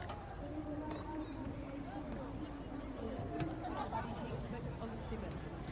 Last call for race 90, under 19 girls W6250, heat 7 of 7. Lane 1, Te Parekura o Mauao, 6-7, keep and stake. Lane 2, Te Kuro o Te Kao Amunga Ariki. Lane 3, Tauranga Girls, Te Awaroa. Lane 4, Te Kuriti High School, Kohine. Lane 5, Te Parekura o Kirikiri. Kua tū te haki mā. Lane 6, Hukarere Girls College, Matarua Hall. Lane 7, Te Kura Māori o Porirua, Kuranui. Lane 8, Mount Maunganui College, Senior Girls. Lane 9, Te Kura Kaupapa Māori o Hawaii Waititi Marae. Lane 10, Western Springs, Parera. And lane Kua tū te haki whiro. That is the third and final call for race 90, under 19 girls, W6250, heat 7. Whakamuri. And if we turn over to haki, we have 2 hakis out on the water, but we're waiting for this one sitting right next to me. You're funny, eh? Yeah. You're funny, guy. No black flag, whanama, and we are... Kua tū te haki ka kāriki e te whānau. But it's all good. That's the great thing about Triple H, no matter who's here, you're still... Kāre tino ki te kōwai mua i tēnei wā. Race. Aratua Ngāhuru Mātahi tērā, Wakatipu High School. Tino pai te kite i ngā rautaki rereke.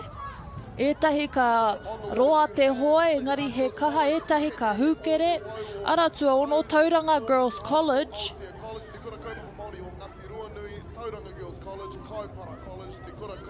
Tērā pēr, ko te aratua ono, Tauranga Girls College. Tērā, me Wakatipu High School. And the lead is Wakatipu High School in lane 11, but it is... Te kura kaupapa Māori o Hokianga no Hoki. Sneaking up. Te kura kaupapa Māori o Hokianga in lane 8. Trying to battle for it and... Oh, ko te aratua ono, ko te aratua waru, ko te aratua Ngāhuru Mātahi. Tērā pēr, ko te aratua ono. Tuarua, ko te aratua waru, tua toru, ko te aratua Ngāhuru Mātahi. Kāre i te mōhio engari, aratua ono Tauranga Girls College. 6 big alphas te ngō tō rātou kapa.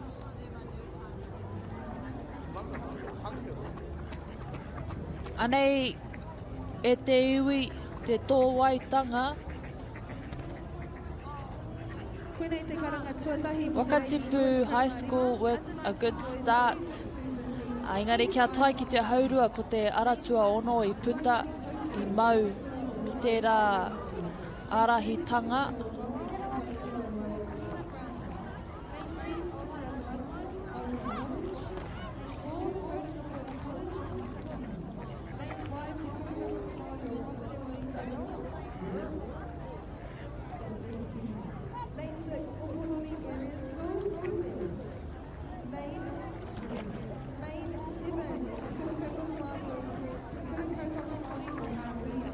Anei ngā whakaputanga mo te reihi waru te kaumaono.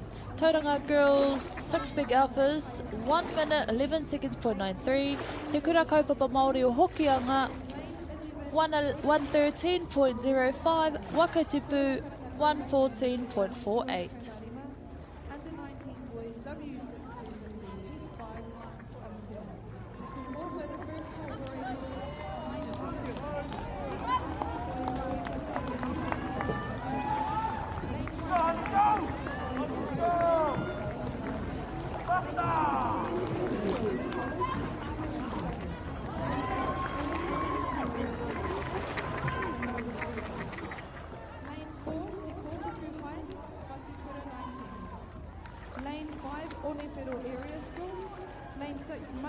High School, 19 boys.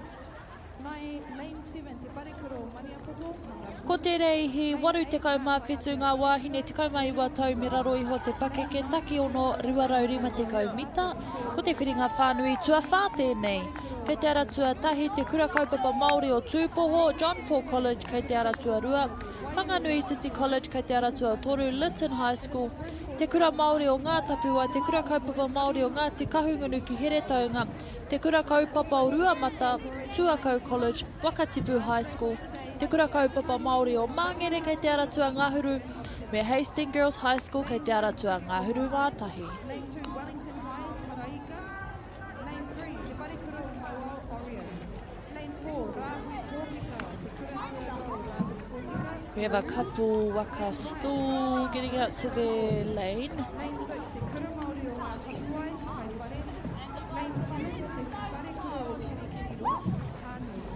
Lane 8, Albert Grammar School, o Wairaka. Lane 9, Te Kura o Matatuhi, Ko. Lane 10, Lincoln College, Rotorua. Patu te haki mā. Te Oti College, Pukeho, J19. Tēnei That is the first call te race. whiringa whānui tua whā. Under 19 boys, W6250, heat 7 of 7. To hoki te haki whiro. Lane 1 and 2 sitting beautifully on the start line. Oh, lane 10, I think, just peeped over a little bit, and as we can see, everybody's starting to drift over. Lane 1 still sitting nicely. Te kura kaupapa Māori o Tūpoho.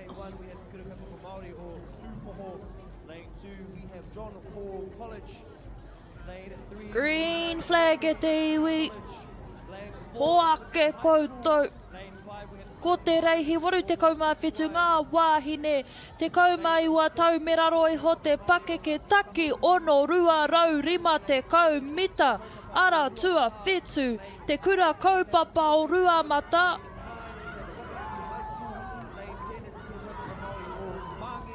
Ara tua ngahuru te kura kaupapa Māori o Māngere.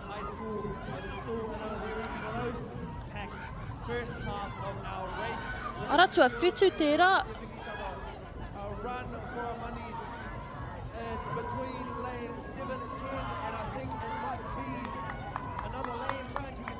O, ko wai ka hua, ko wai ka tohu.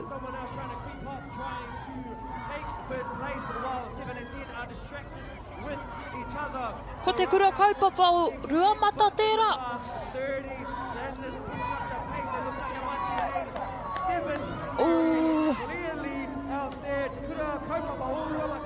Ko te kura kaupapa o Ruamata tuarua ko te aratua Ngāhuru, te kura kaupapa Māori o Māngere.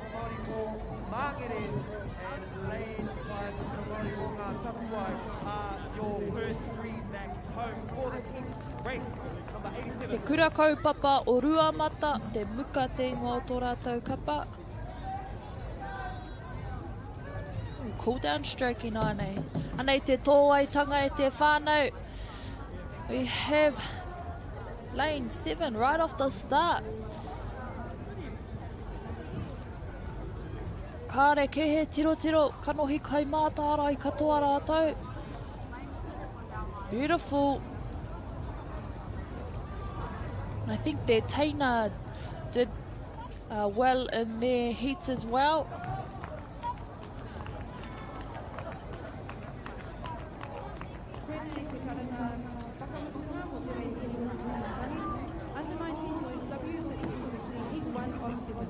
Miharo ko tiro mā.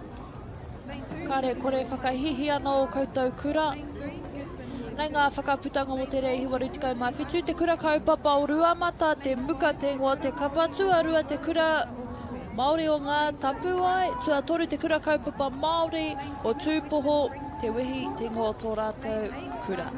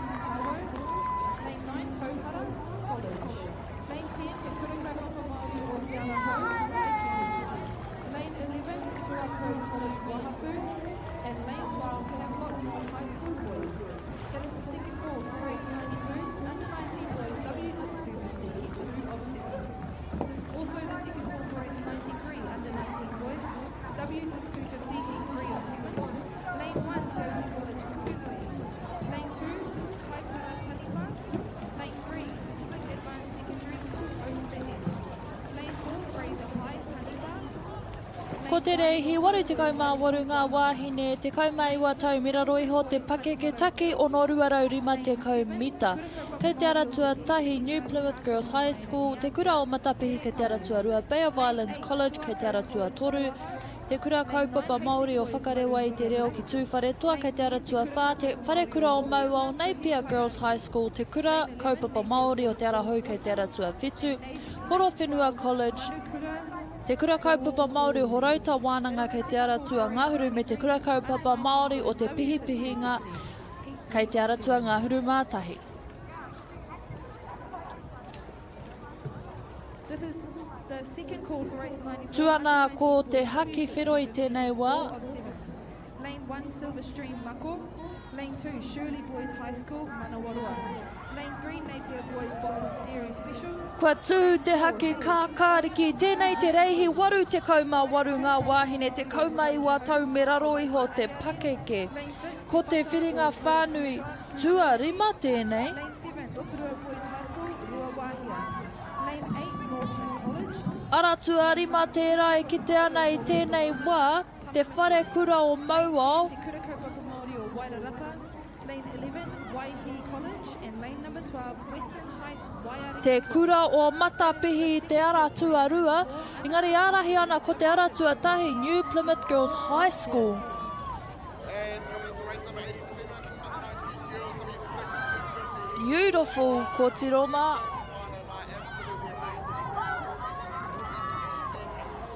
Ara tua tahi New Plymouth Girls High School. Swagalicious te ngō tō rātou kapa. Pakanga ana rātou ki te ara tua ono. Napier Girls High School. Kātahi ko te ara tua rima. Te whare kura o Maua. Swagalicious ko tiroma. Napier Girls High School. Swagalicious te ngō tō rātou kapa. Swagalicious te āhua o tō rātou reihi. Anei te tōwaitanga.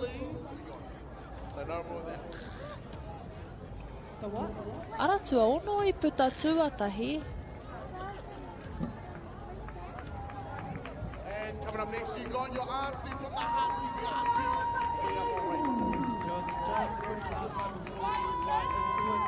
Just because of our sound issues, we want to make sure that it's really sorted out. So we're just going to take it today to try and make sure we have it the best we can.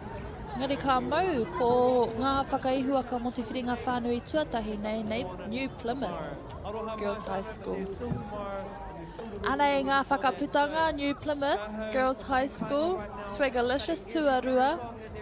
I te ara tua ono, Napier Girls High School, tuatoru i te ara tua rima te whare kura o Maua. Stallions.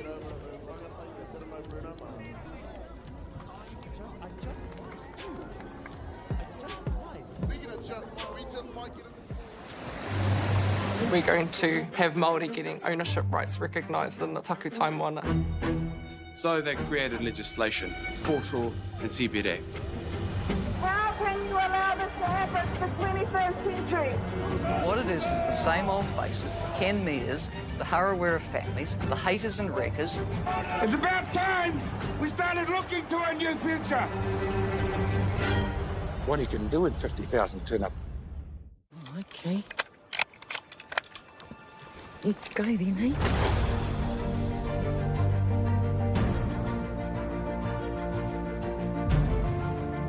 You want to chase champion, the dark horse. Deep down, that's all we want.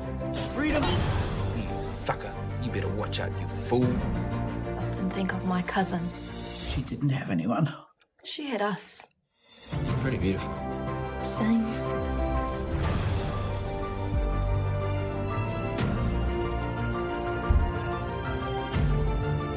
We're going to get you back, Mata. I promise. Kiriata no Aotearoa, ki whakaata Māori me MāORI Plus.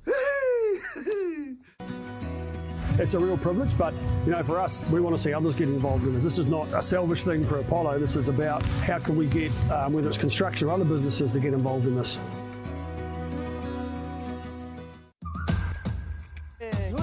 Te ana koe mo tā tāua haerenga.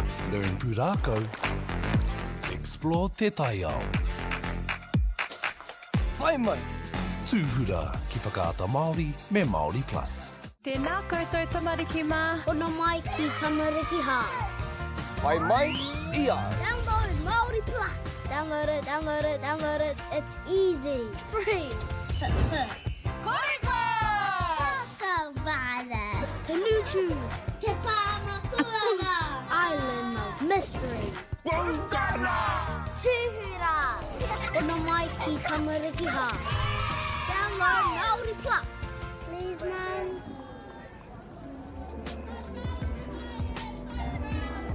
Lane 9, don't turn there, pedal straight through lane 9.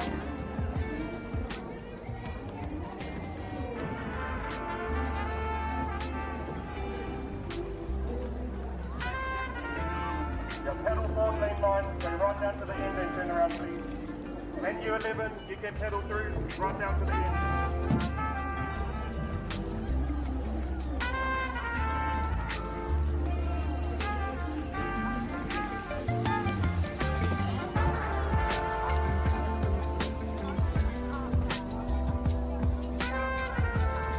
Waru te kaumaiwa, tēnei ngā wāhine te kaumaiwa tau me raro iho te pakeke, take ono ruarauriwa te kaumita. Ko te whiringa whānui tua ono tēnei kei te aratua tahi te kura Māori o Porirua.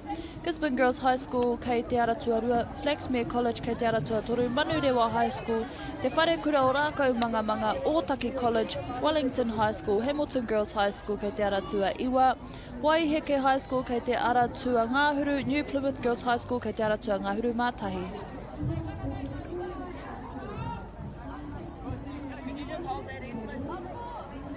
Tuana te haki whero i tēnei wā, me te haki pango kāre whakaitia kia whakawhiti rātau i te rārangi.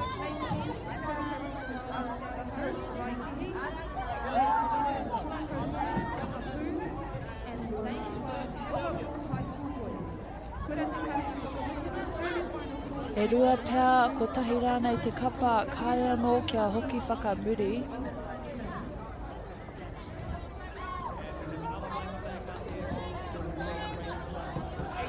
Kua tū te haki kākāriki tēnei te reihi, waru te kaumaiwa ngā wāhine, te kaumaiwa tau me raro iho te pakeke. Kaore tino ki te ana, ko te aratua tahi pēr, te kura Māori o Porirua, Waiheke High School tērei te aratua Ngāhuru.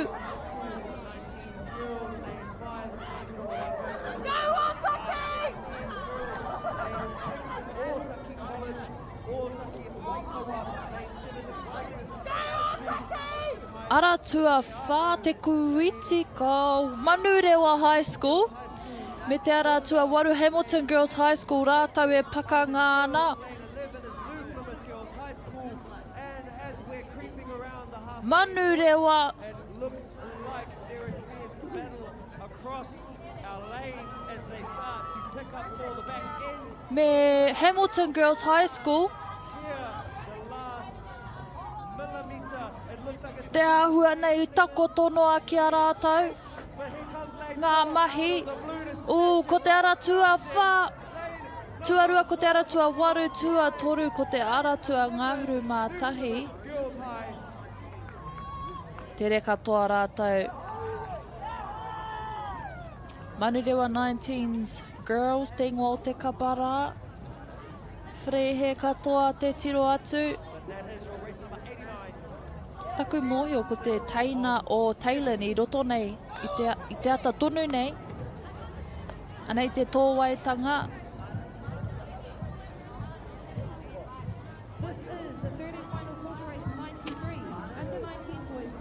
Mei korea ki tana tuakana.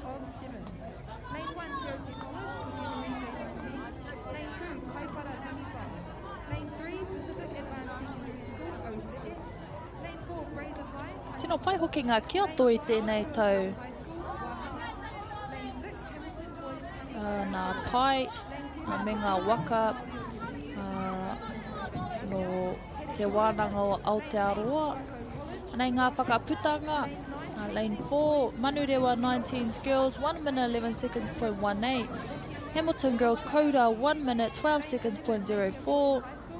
Aratua Ngāhuru Mātahi New Plymouth Girls High School Skarks Deluxe 1 minute 13.46.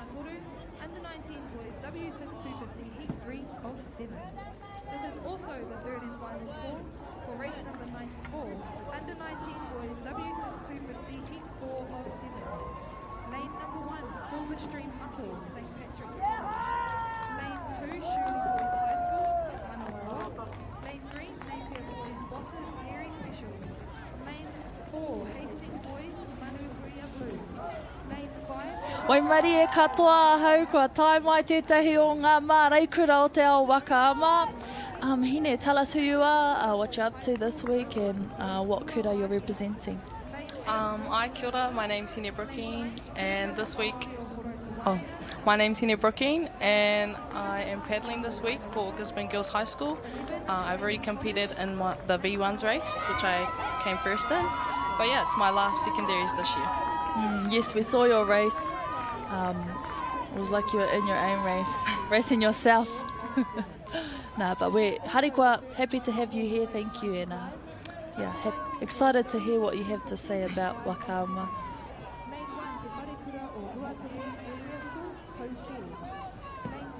Ko te reihi iwa te kau tēnei ngā wāhine, te kaumaiwa tau me raro iho te pakeke. Taki ono ruarauri ma te kau mita, kei te aratua tahi te whare kura o Mauao, kei te aratua rua te kura o te kao, kei te aratua toru tauranga Girls College, te Kuiti High School kei te aratua whā, te whare kura o Kirikiri Roa, Hukarere Girls College, te kura Māori o Porirua kei te aratua whetū, Mount Maunganui College kei te aratua waru, te kura kaupapa Māori o Hoani Waititi Marae, Western Springs College, te whare kura o Ruatoki Area School kei te aratua Ngāhuru Mātahi. The conditions have been pretty good so far this week. Yeah, how's it been racing? I haven't been on the water. Nah, it's been good. The lakes felt real good out there. Nice and still out there, not much wind, so that's been really good conditions for the past 2 days. You train on the ocean and river. Do you feel the difference when you come to the lakes to race? Yep, there's a difference for me. Like the lake feels a lot heavier than what I train on, as we have a lot of currents. Yeah, it's a bit of an adjustment, eh? Yeah. We have a haki wheroi tēnei wā, black flag, back it up e te whānau.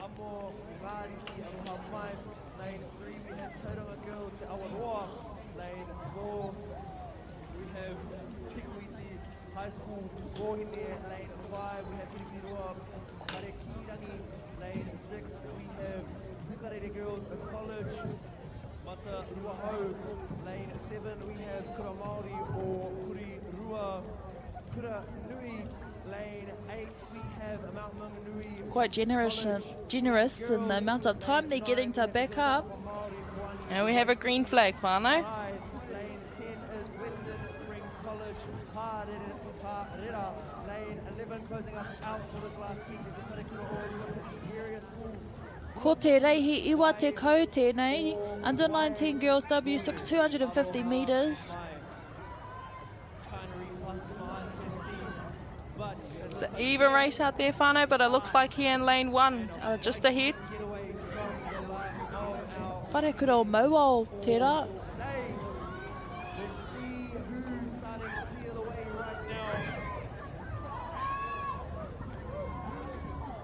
About a boat length out there, whānau, ahead of everyone else is Te Wharekura o Mauao, lane 1. Lane 8 is going to be the first one to inch their nose in front. Oh, have a bit of bumper waka. Are tonu. But it's a close race out there for second and third. Beautiful lane 1. Didn't come to play marbles. They want a spot in the final e te whānau. Oh, lane 1. Oh, that was too close to call, but lane 5 or 6 for second and third, and lane 5 or 6. Lane 5, Te Wharekura o Kirikiri Roa. Lane 6, Hukarere Girls College. There they are, whānau. Your first place getters, Te Wharekura o Maua, 6-7 piece of steak. Creative.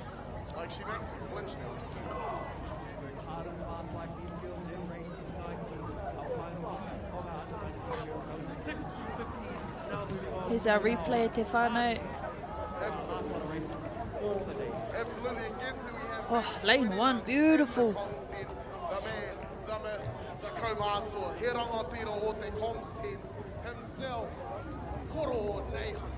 Who is it? Who's it for second? Oh, this angle doesn't tell us. I'm going to say lane 6 though, whānau. But don't count on my call. You know who won in lane 1, Te Wharekura o Maua. Oh, lane 5 came in second. Te Wharekura o Maua, 6-7 piece of steak, 1 minute 13.48. Tuarua, Kirikiri Roa, Parekirangi, 1 minute 18.46. And lane 6 for third place, Hukarere Girls Matarua Hou.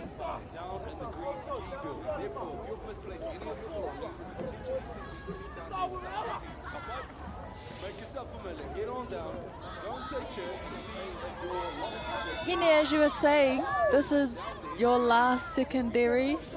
What was your goal for the race? For your last singles race for secondaries, or what were you thinking about? My goal was, well, definitely to win, but just to go out there and have fun. But I was trying to go for a record, but you know, I was happy to win, and we had some good competitors out there too. And secondaries is just a lot more fun, I would say, than going to nationals. Boo! Look at that! Look at that! Show us those big muscles, Hine.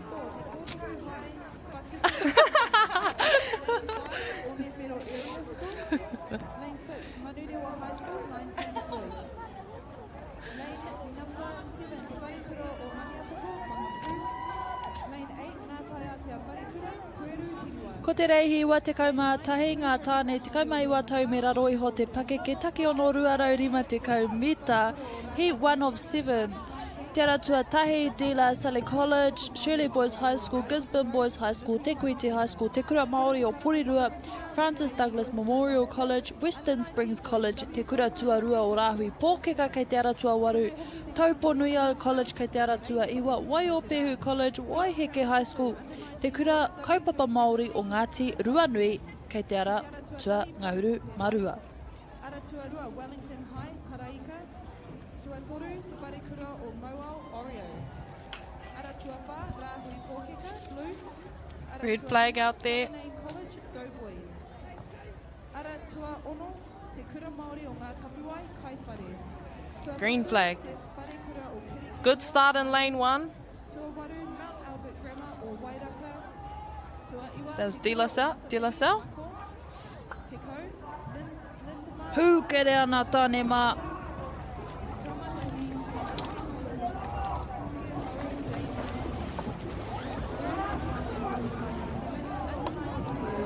Aratua rima tērā, Te Kura Māori o Porirua.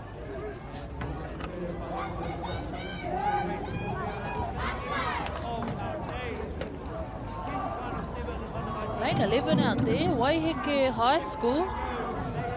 Also up in there.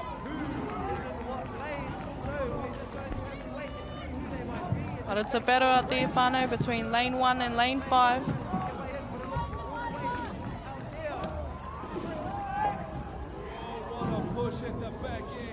Oh, I think it's lane 5, Te Kura. Oh. It was a close finish, whānau, but I think it was lane 5 out there, Te Kura Kaupapa o Porirua.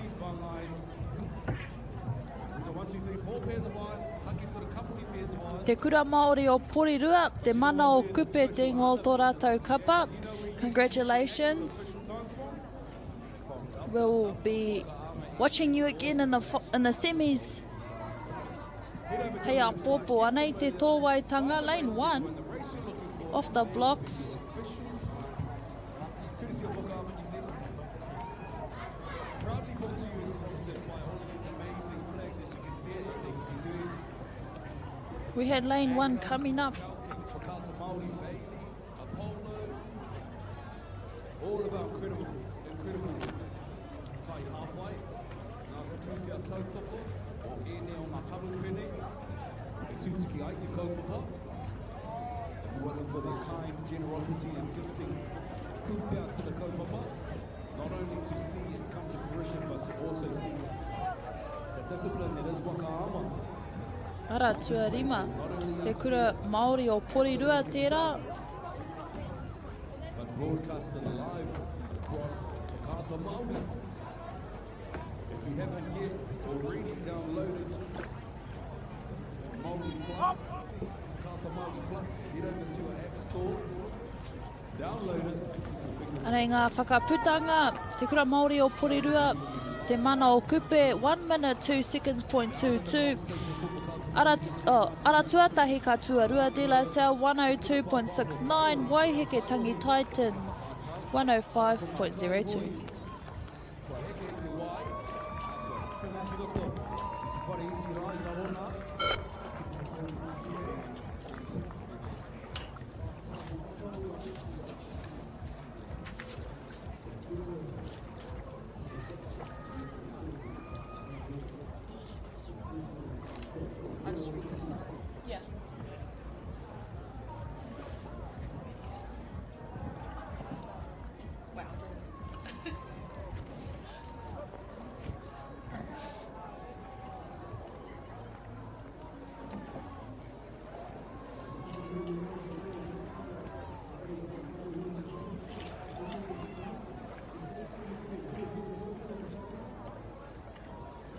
Te kura kaupapa Māori o te ara Hōtera, heading up to the start line.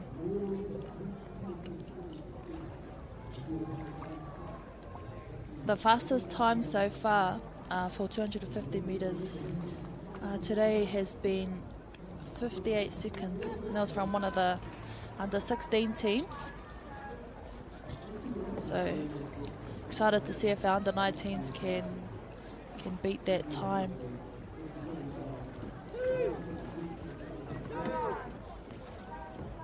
Havelock North High School tērā.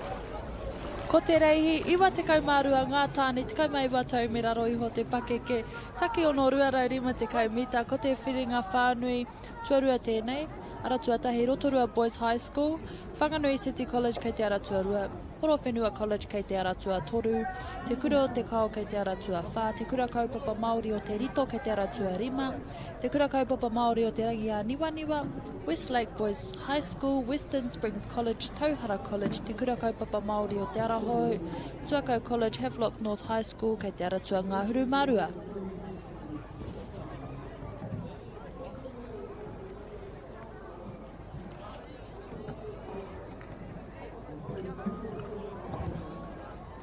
We have a white flag out there, whānau.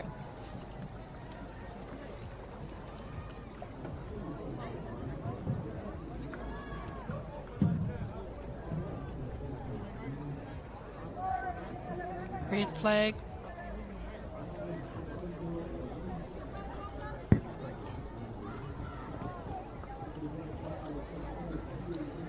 Pick it up at te whānau. Pick it up at te whānau.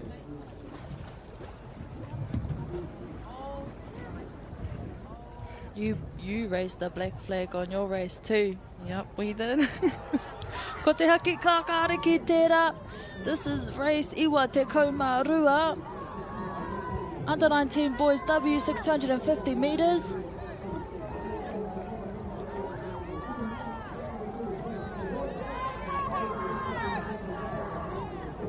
Te rangi a niwa pēr in lane 6.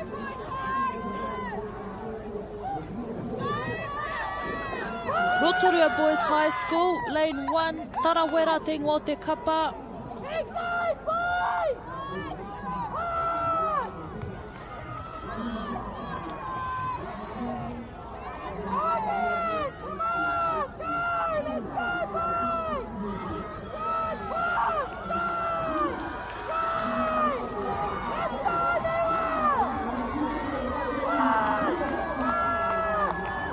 Lane 1 out there, Rotorua Boys High School, making it look easy. Followed behind by Te Rangi a Niwa, lane 6. And then it looks like lane 11 out there for third. Tough racing e te whānau. Hāmiora katu te rito rika tērā.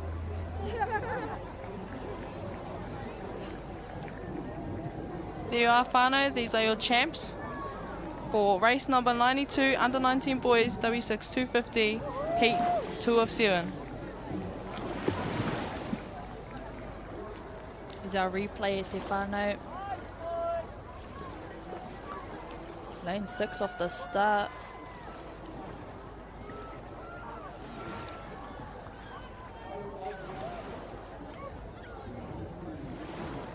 Lincoln, it's over.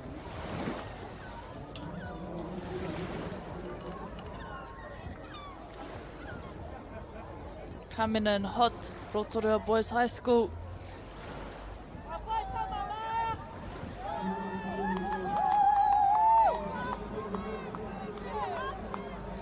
Got that fiery hot makawe too. Rawe tamama, rawe tanema.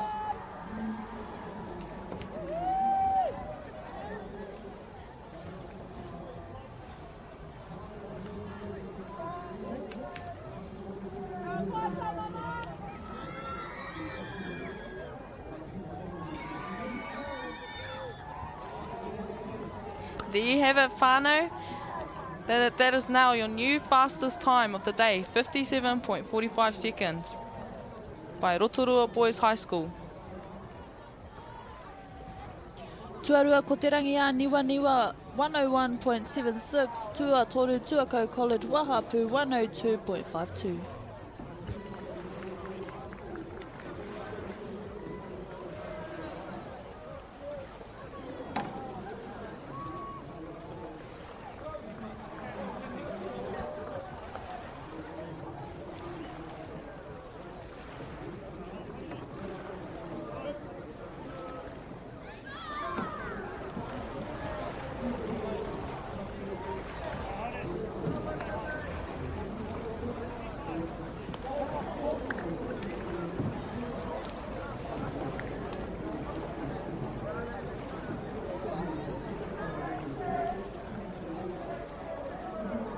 Out there is race 93, under 19 boys, W6 250, heat 3 of 7. Lane 1, Te Autu College. Lane 2, Kaipara College. Lane 3, Pacific Advanced Secondary School. Lane 4, Fraser High. Lane 5, Rotorua Boys High School. Lane 6, Hamilton Boys High School.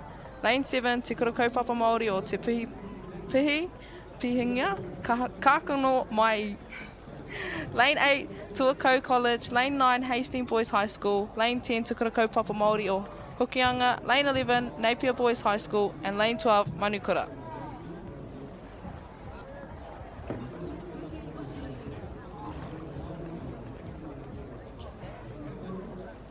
White flag e te whānau.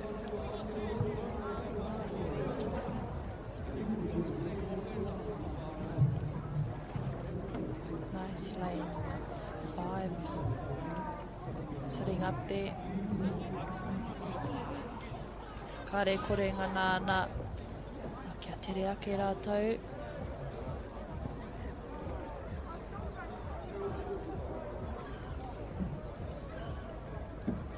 Red flag.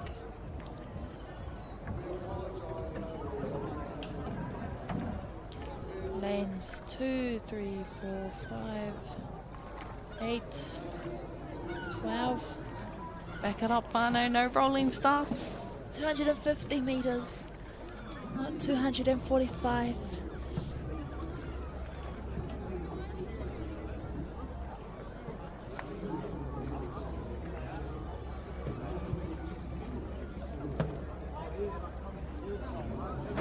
Green flag e te whānau.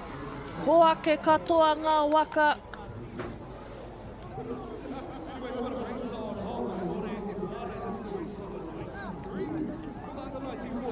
Lane 5 possibly out the front at the moment. Rotorua Boys High School.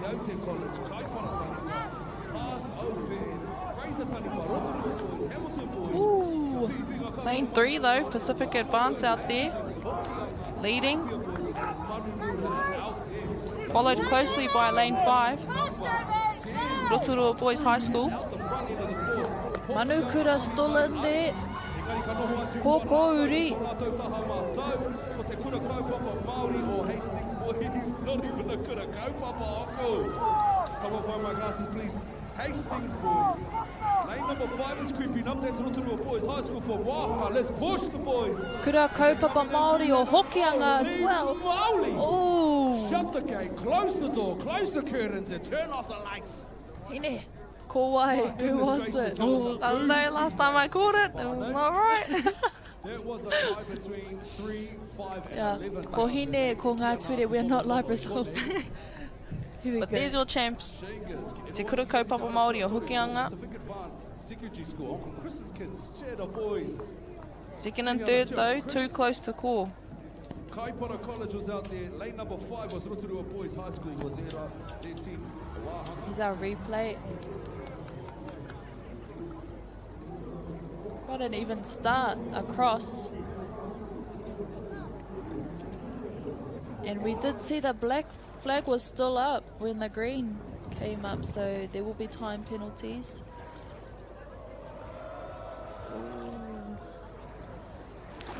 I'm going to say 10, 3, then 5. Yeah, I agree with that. I was going to say that too. Lane 10, te kura kaupapa Māori o Hokianga. Oh, we're right this time. Yep, you're right. Sub 1 minute, te kura kaupapa Māori o Hokianga. Tuarua i te ara Tuatoru Pacific Advanced Secondary School. Tuatoru i te ara Tuarima Rotorua Boys High School, both with 1 minute flat.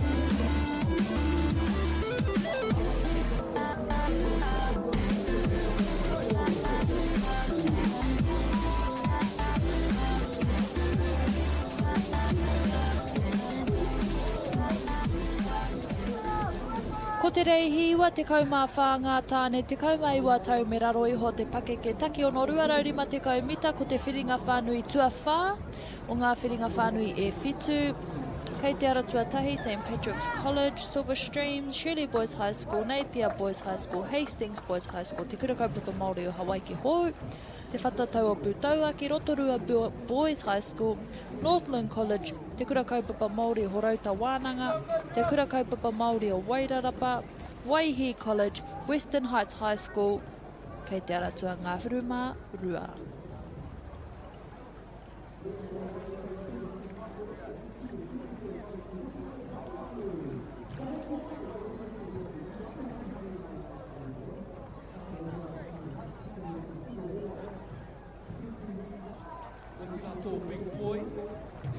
Ki roto I taua tima. 57 seconds, 0.45 is the time to beat. Although these are just the heats, you still have semi-finals and finals to go. Napier Boys High School, kei roto I te Aratua Toru, Aratua Whako, Hastings Boys, tērā mani huia blue, Aratua Rima ko te kura kaupapa Māori o Hawaii ki hou, Hawaii ki areare, Aratua Ono ko te whatatau o Pūtauaki, Aratua Whetu ko Rotorua Boys High School, ni tō rātou tino hoi a rau a rua wāhia, o taku he.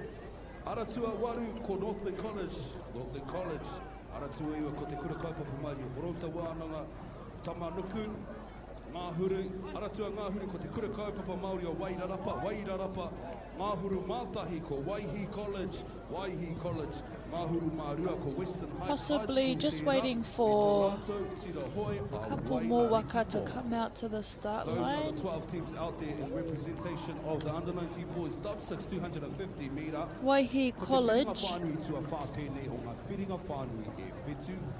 having to pedal all the way up. So pai noa te tatari ki a rātou.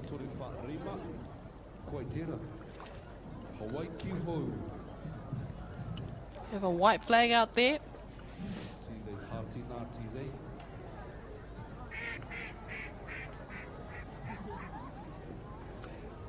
Red flag. Oh, and the black flag's up. Kua tai katoa tia ngā tima hoi ki roto I tēnei reihi. Iwa te kaumā whā mō ngā tāne te kaumā. TL Canoes just sneaking over the start line. Taki ono tēnei, rua raurima te kaumita. Kua tū ngā haki. Better to be safe than sorry e te whānau. Back it up.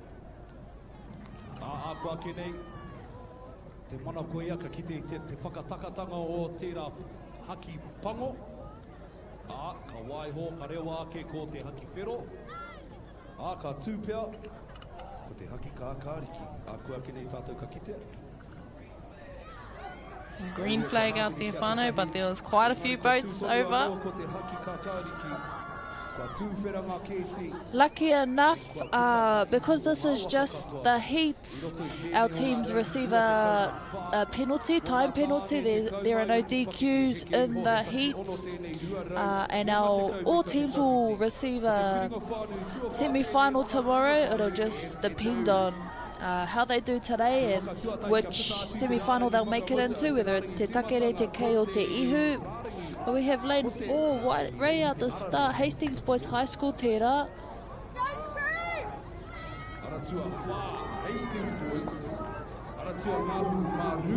Not far behind though, lane 2, Shirley Boys High School.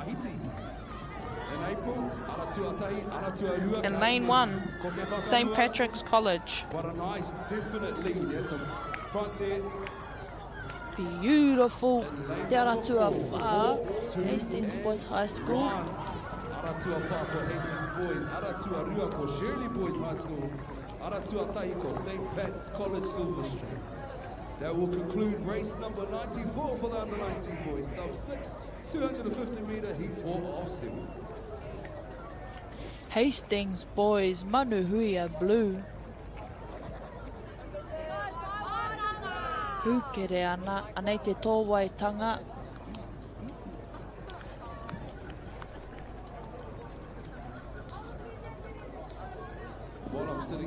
A few waka over the start line, so there will be a few time penalties added in this race. Live results is where it's at, te whānau. Lane 2 though, coming over for second, and lane 1, third. Returning vendors, But in my hot hands today, I have got enu. It was a mango and peach. It was a mango peach. Up from LCC. Man, they've been keeping me fueled for the last 2 days. If you're looking for something quenching, then definitely go up and see them as well. While I was walking past as well. Kare kore, hari ko ana koa ea I a rātou. Tā rātou reihi take ono tuatahi. Get rid of those six-man nerves. Nei ngā whakaputanga Hastings boys manu huia blue 58.38. Ara Tuarua I Tuarua, Shirley Boys High School, Manawaroa. Ara tuatahi I Tuatoru St. Patrick's College, Silverstream, Mako.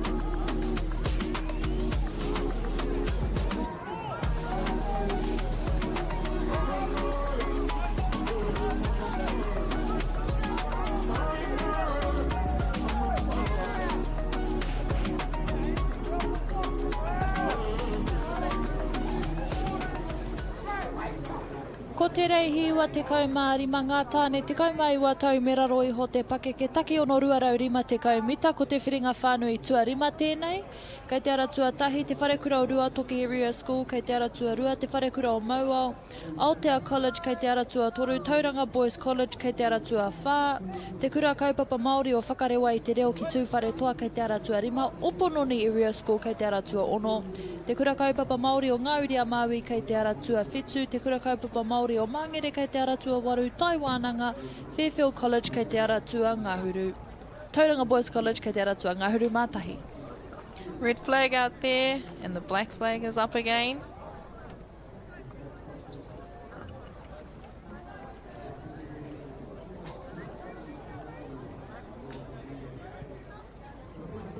Green flag. Once again, there was still a few waka over there, over the line.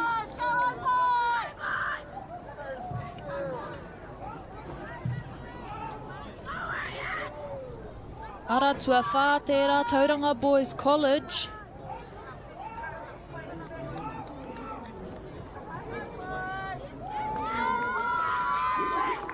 Lane 7.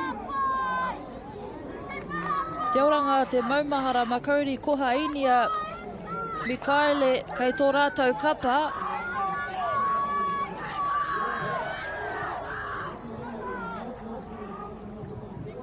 Lane 7 ki taku mohi o tērā ārahi ana kātahi ko te ara tua waru pea kei Muri.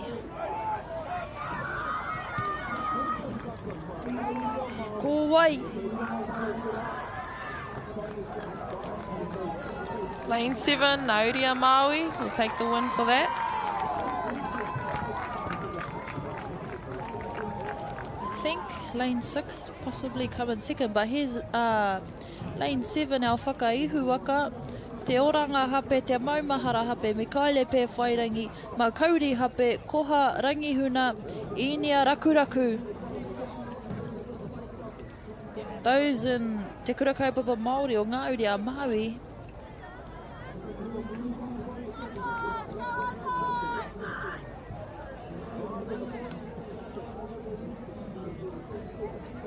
However, we'll need to wait until live results come up to see who was over the start line, who will be receiving a 10-second penalty. Looks like second out there for lane 6 and third lane 8.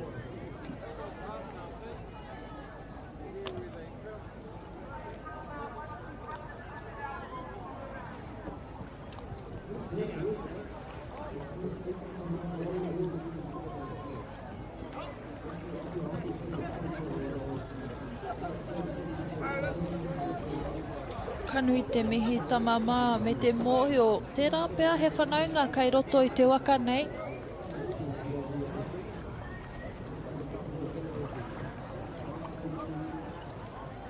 Anei ngā whakaputanga tikura kaupapa Māori o Ngāuri a Māui, 1 minute 1 seconds point 43, Opononi Area School, Kupe, 1 minute 2 seconds point 97, tikura kaupapa Māori o Māngere, 1 minute 3 seconds point 29.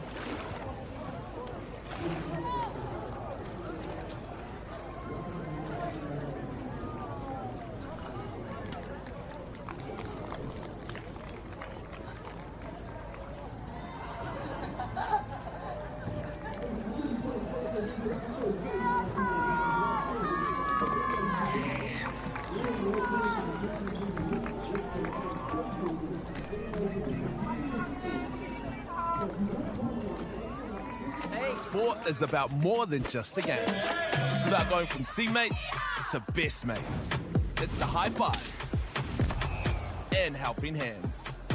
That's why Caltex is proud to help fuel school sports.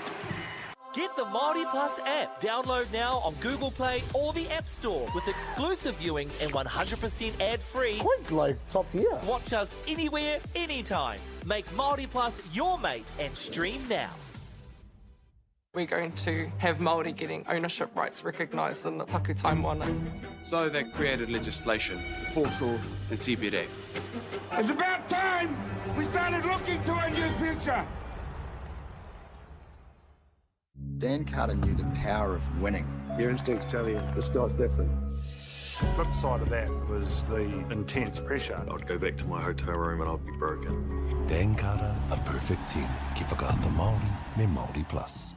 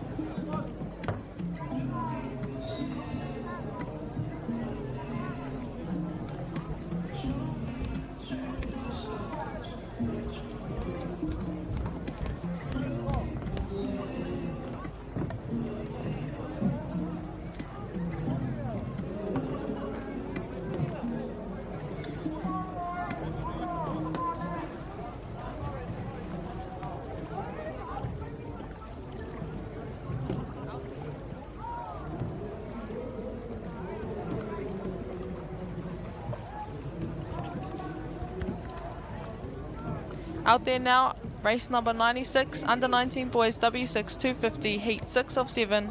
Lane 1, Te Kura Kaupapa Māori o Kaikohe. Lane 2, Fairfield College. Gisborne Boys High School, Lane 3. Te Kopuku High School, Lane 4. Lane 5, Onewhiro Area School. Manurewa High School, Te Wharekura o Mania Toto. Ngātaia Te Wharekura, Te Kura Kaupapa o Ruamata. Te Wharekura o Rākau Manamana. Te Kura Kaupapa Māori o Te Waiu o Ngāti Porau. Poha ana tēnei whiringa whānui e te whānau. Kua tū te haki kākāriki tēnei te reihi iwa te kaumao no ngā tāne, te kaumaiwa tau. Me raro iho te pakeke right off the start. Good start there in lane number 3, Gisborne Boys High School. Ooh.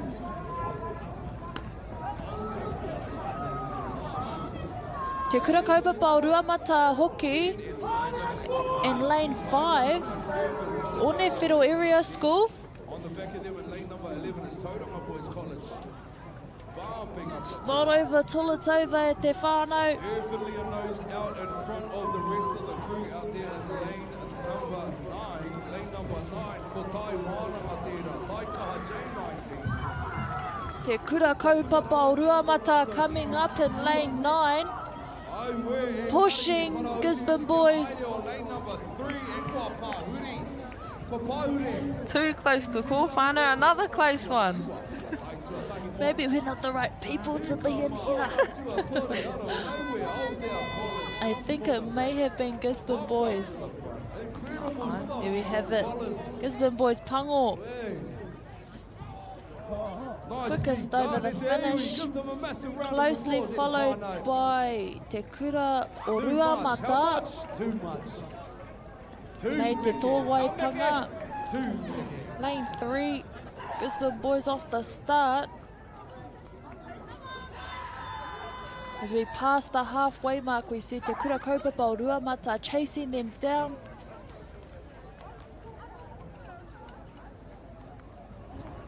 Didn't make it easy. Gisborne boys.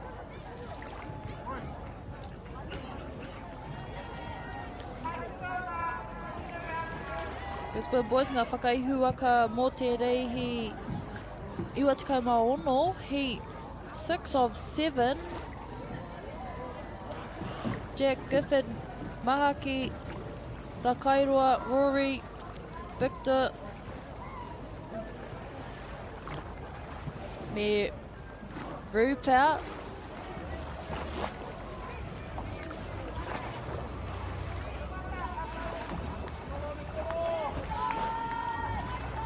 Interested to see their times. 57.45 the time to beat. I believe that was Rotorua boys high. Yeah, there's been a lot of close races out there today, and it's only the heats. Gonna be some tough finals.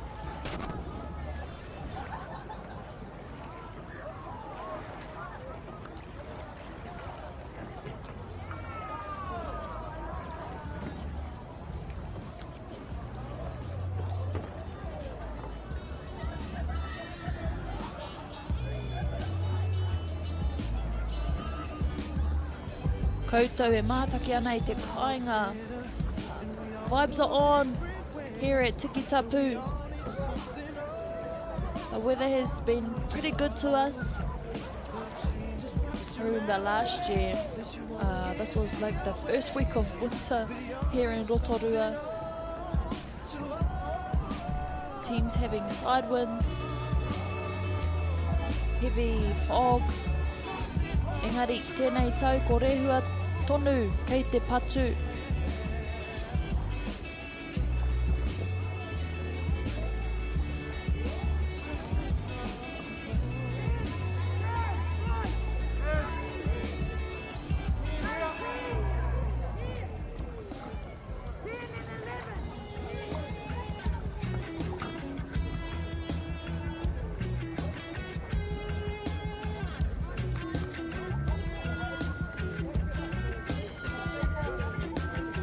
Ko te rei hiwa te kaumā whitunga, tāne te kaumā iwa tau miraro iho te pakeke taki ono ruarau rima te kaumita, heat 7 of 7. Lane 1, puke kohe Wellington High School, te wharekura o Maua Lane 3, te kura tuarua o Rahui Pōkega, Cullinan College, te kura kaupapa Māori o ngā tapuwai, te wharekura o Kirikiriroa, te kura o Matapihi, Lindisfarne College, te Aute College.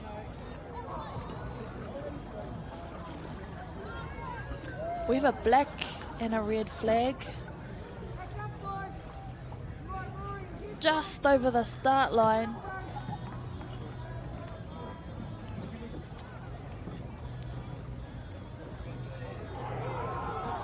Green flag, whānau.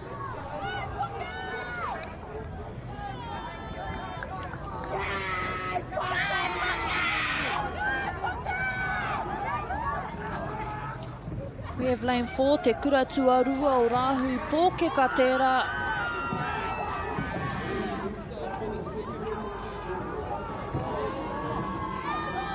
whare kura o Kirikiri Roa in lane 7.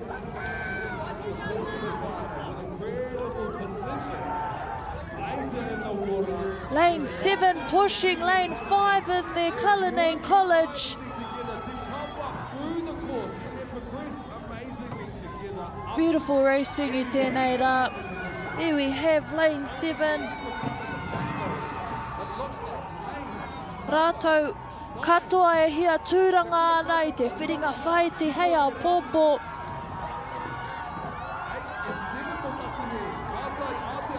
Beautiful racing tāne mā.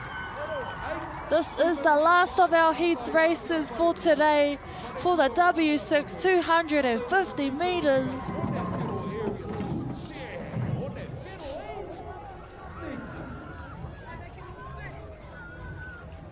Incredible stuff, you young fellas out there. That was the J19 boys in the final with the W6 250 metre heats. That's the second to last heat of the day in there. Also the second to last race of the schedule. You don't want Tika Kota, you did read that correct. That was the second to last race of the day. We've done it in the final. Actually, these fellas have done quite much actually. It's awesome. Love it for me.